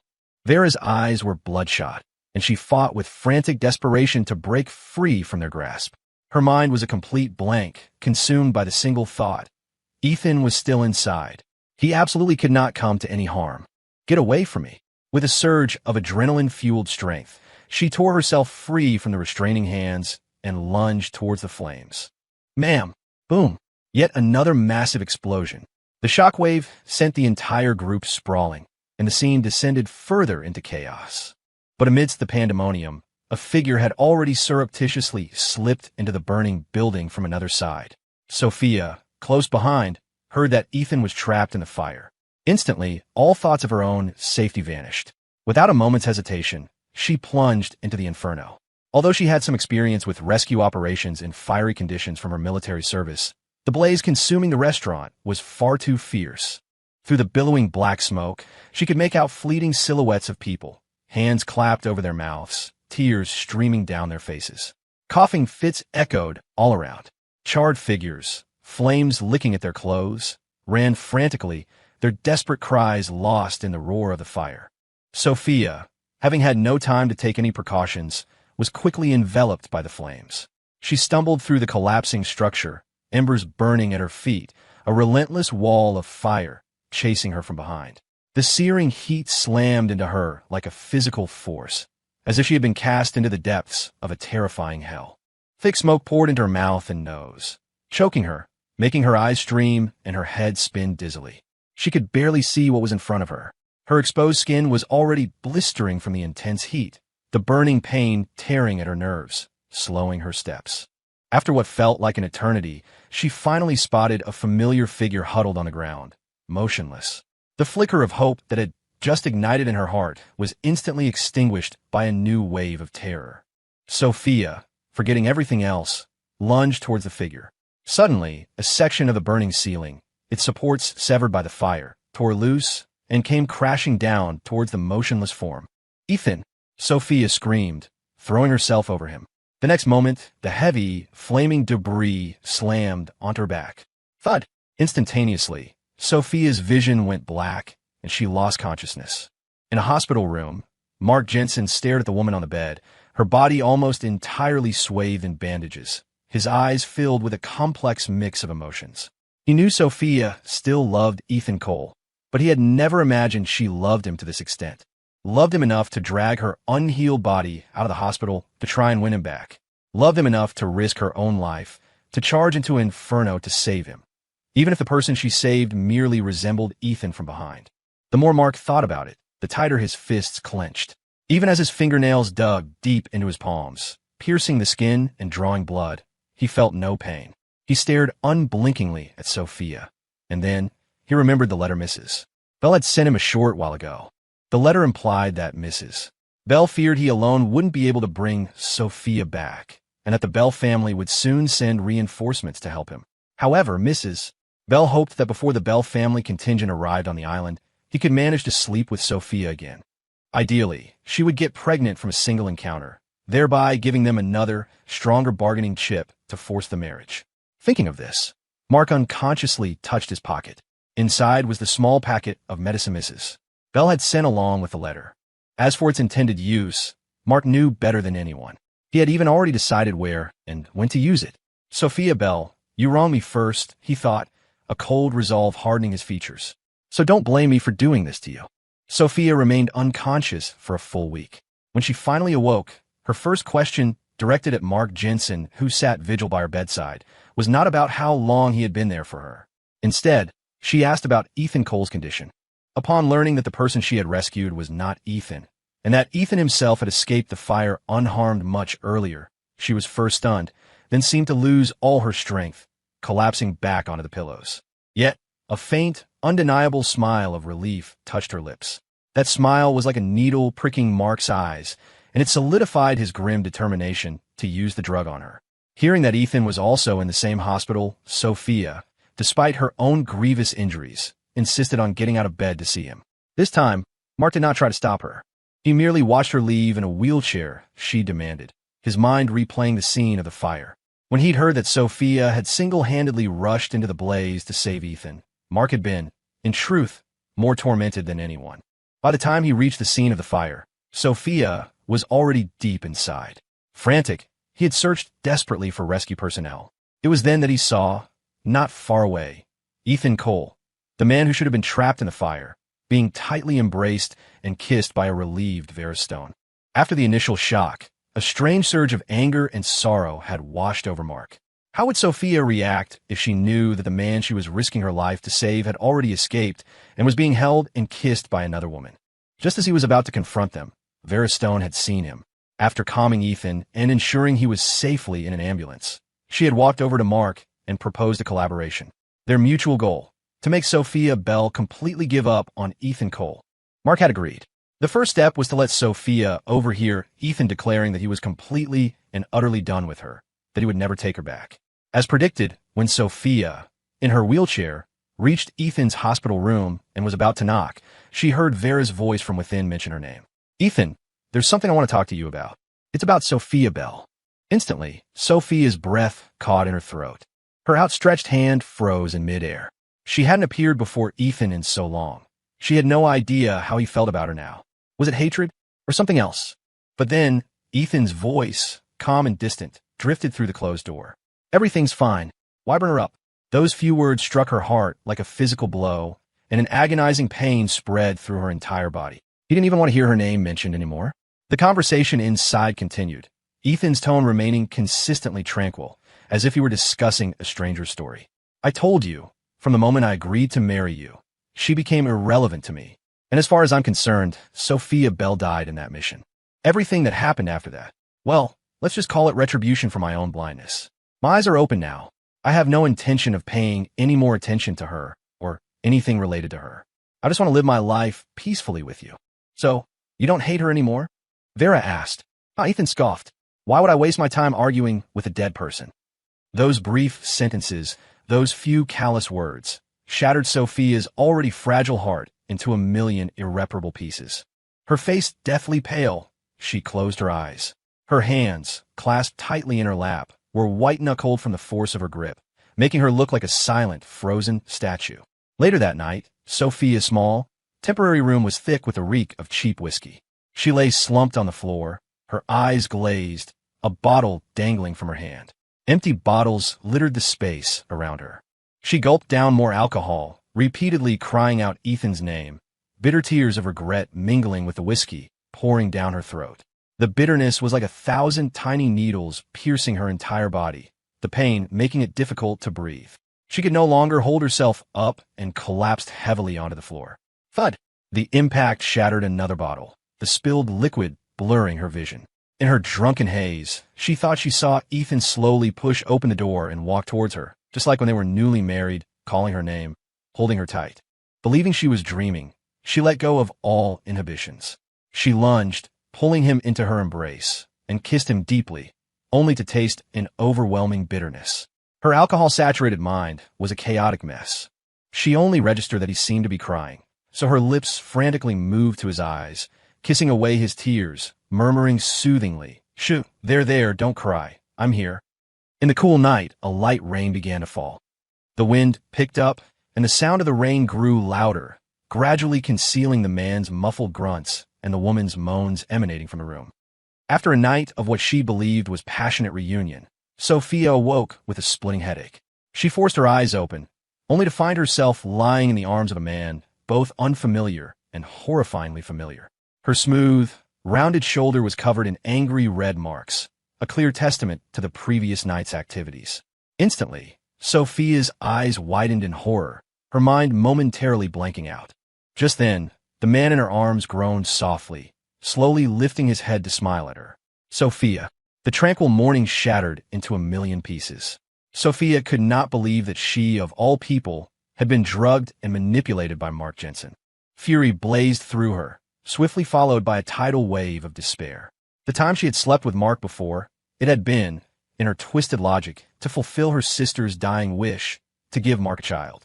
Now, with her heart set on winning Ethan back, sleeping with Mark again meant that any possibility of reconciliation with Ethan was utterly and irrevocably gone.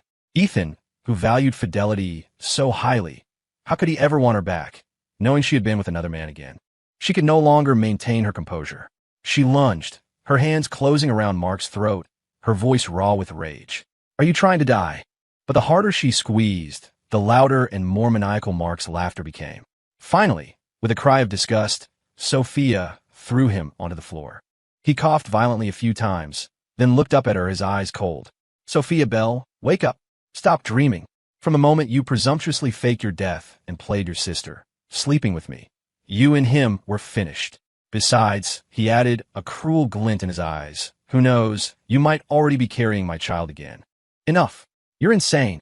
Sophia slapped him hard across the face, a wave of profound regret washing over her. If only she had known. If she had known then that her actions would lead her to this hellish predicament, she would never have softened, never have agreed to help Mark Jensen. The force of the slap made Mark gag, and he coughed up a mouthful of blood. The crimson stained his pale lips, making him look even more crazed and terrifying. "Sophia Bell, I'm warning you one last time. If we are not legally married within 3 days, those photos will be delivered into his hands by my associates. And then, he too will be dragged into your disgrace, reviled by everyone. And his child." Mark's eyes flashed with a vicious glint. "So, just accept your fate. Just like him. Accept fate." Sophia stared at him, motionless. Her mind raced, desperately searching for a solution, but in the end, she found herself utterly trapped. From the moment she had overheard Ethan's words outside his hospital room, the last vestiges of any bond between them had been severed. Now, if Mark truly carried out his threat, Ethan would be completely and finally alienated from her. She had already disappointed him, hurt him enough. She couldn't let it continue. Since it had come to this, why didn't she just... Sensing her murderous intent, Mark offered a chillingly calm reminder. "Don't forget your parents." Her clenched fists slowly relaxed. Sophia's previously straight back slumped in utter defeat. A smirk of satisfaction touched Mark's lips. He knew. Sophia Bell had finally conceded. 3 days later, members of the Bell family arrived on Port Gecko to escort Sophia and Mark home. Seeing the two of them hand in hand, and the marriage certificate clutched in Mark's grasp, The Bell family members exchanged glances and collectively breathed a sigh of relief. The ferry's horn blared, and thick black smoke billowed from its funnel. Sophia stood on the deck, her fingers tracing the simple gold band on her hand, her eyes filled with a bitter sadness. Years ago, when she and Ethan had married, she had spent half a year's salary to have this wedding ring custom-made for him. When she had slipped it on Ethan's finger, Sophia, usually so strong, had cried like a child.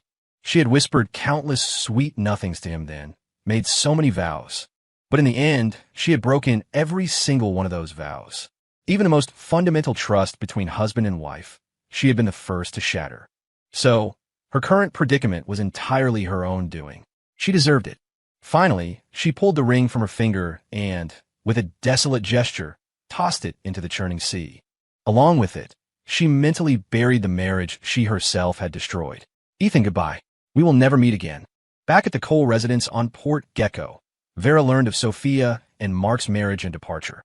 A genuine smile of relief, the first in days, spread across her face. Finally, that woman was gone for good. No one would be trying to steal her husband anymore. Thinking this, she leaned over and planted several firm kisses on Ethan, who was sleeping soundly. He stirred, swatting at her playfully. What's gotten into you now? Ever since she became pregnant, Vera's moods have been wonderfully unpredictable. Vera, still beaming, just chuckled. Nothing really. Just that an annoying fly has finally been swatted away. Ethan rolled his eyes good-naturedly, pulled her close, and closed his eyes again, a faint smile playing on his lips. In truth, he had known for a while that Vera was keeping things from him, things related to Sophia. He had even seen Sophia frantically trying to reach him at their wedding. But he had already, truly, let her go, so he hadn't cared. He had also been aware when Vera, thinking he was asleep, had gone out to deal with matters concerning Sophia. He even knew about the apology letter Sophia had written to him before she left, a letter Vera had torn up without showing him. But none of it mattered to him, because he loved Vera. He knew she did what she did to protect him and their unborn child. He genuinely didn't care about Sophia anymore. Whether she lived or died was irrelevant to him. All he wanted now was to cherish the woman beside him and to build a happy life with her and their future child. That was all. He asked for nothing more.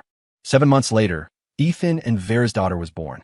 Perhaps because this child was such a precious, unexpected gift, they named her Amy Faith Cole. Amy for beloved, and Faith for the miracle she represented. She was their most treasured gift. The baby was immediately showered with attention and love. On the day of Amy's 1-month celebration, both sets of parents traveled thousands of miles to Port Gecko to celebrate with them. Along with generous gifts came a letter. Mrs.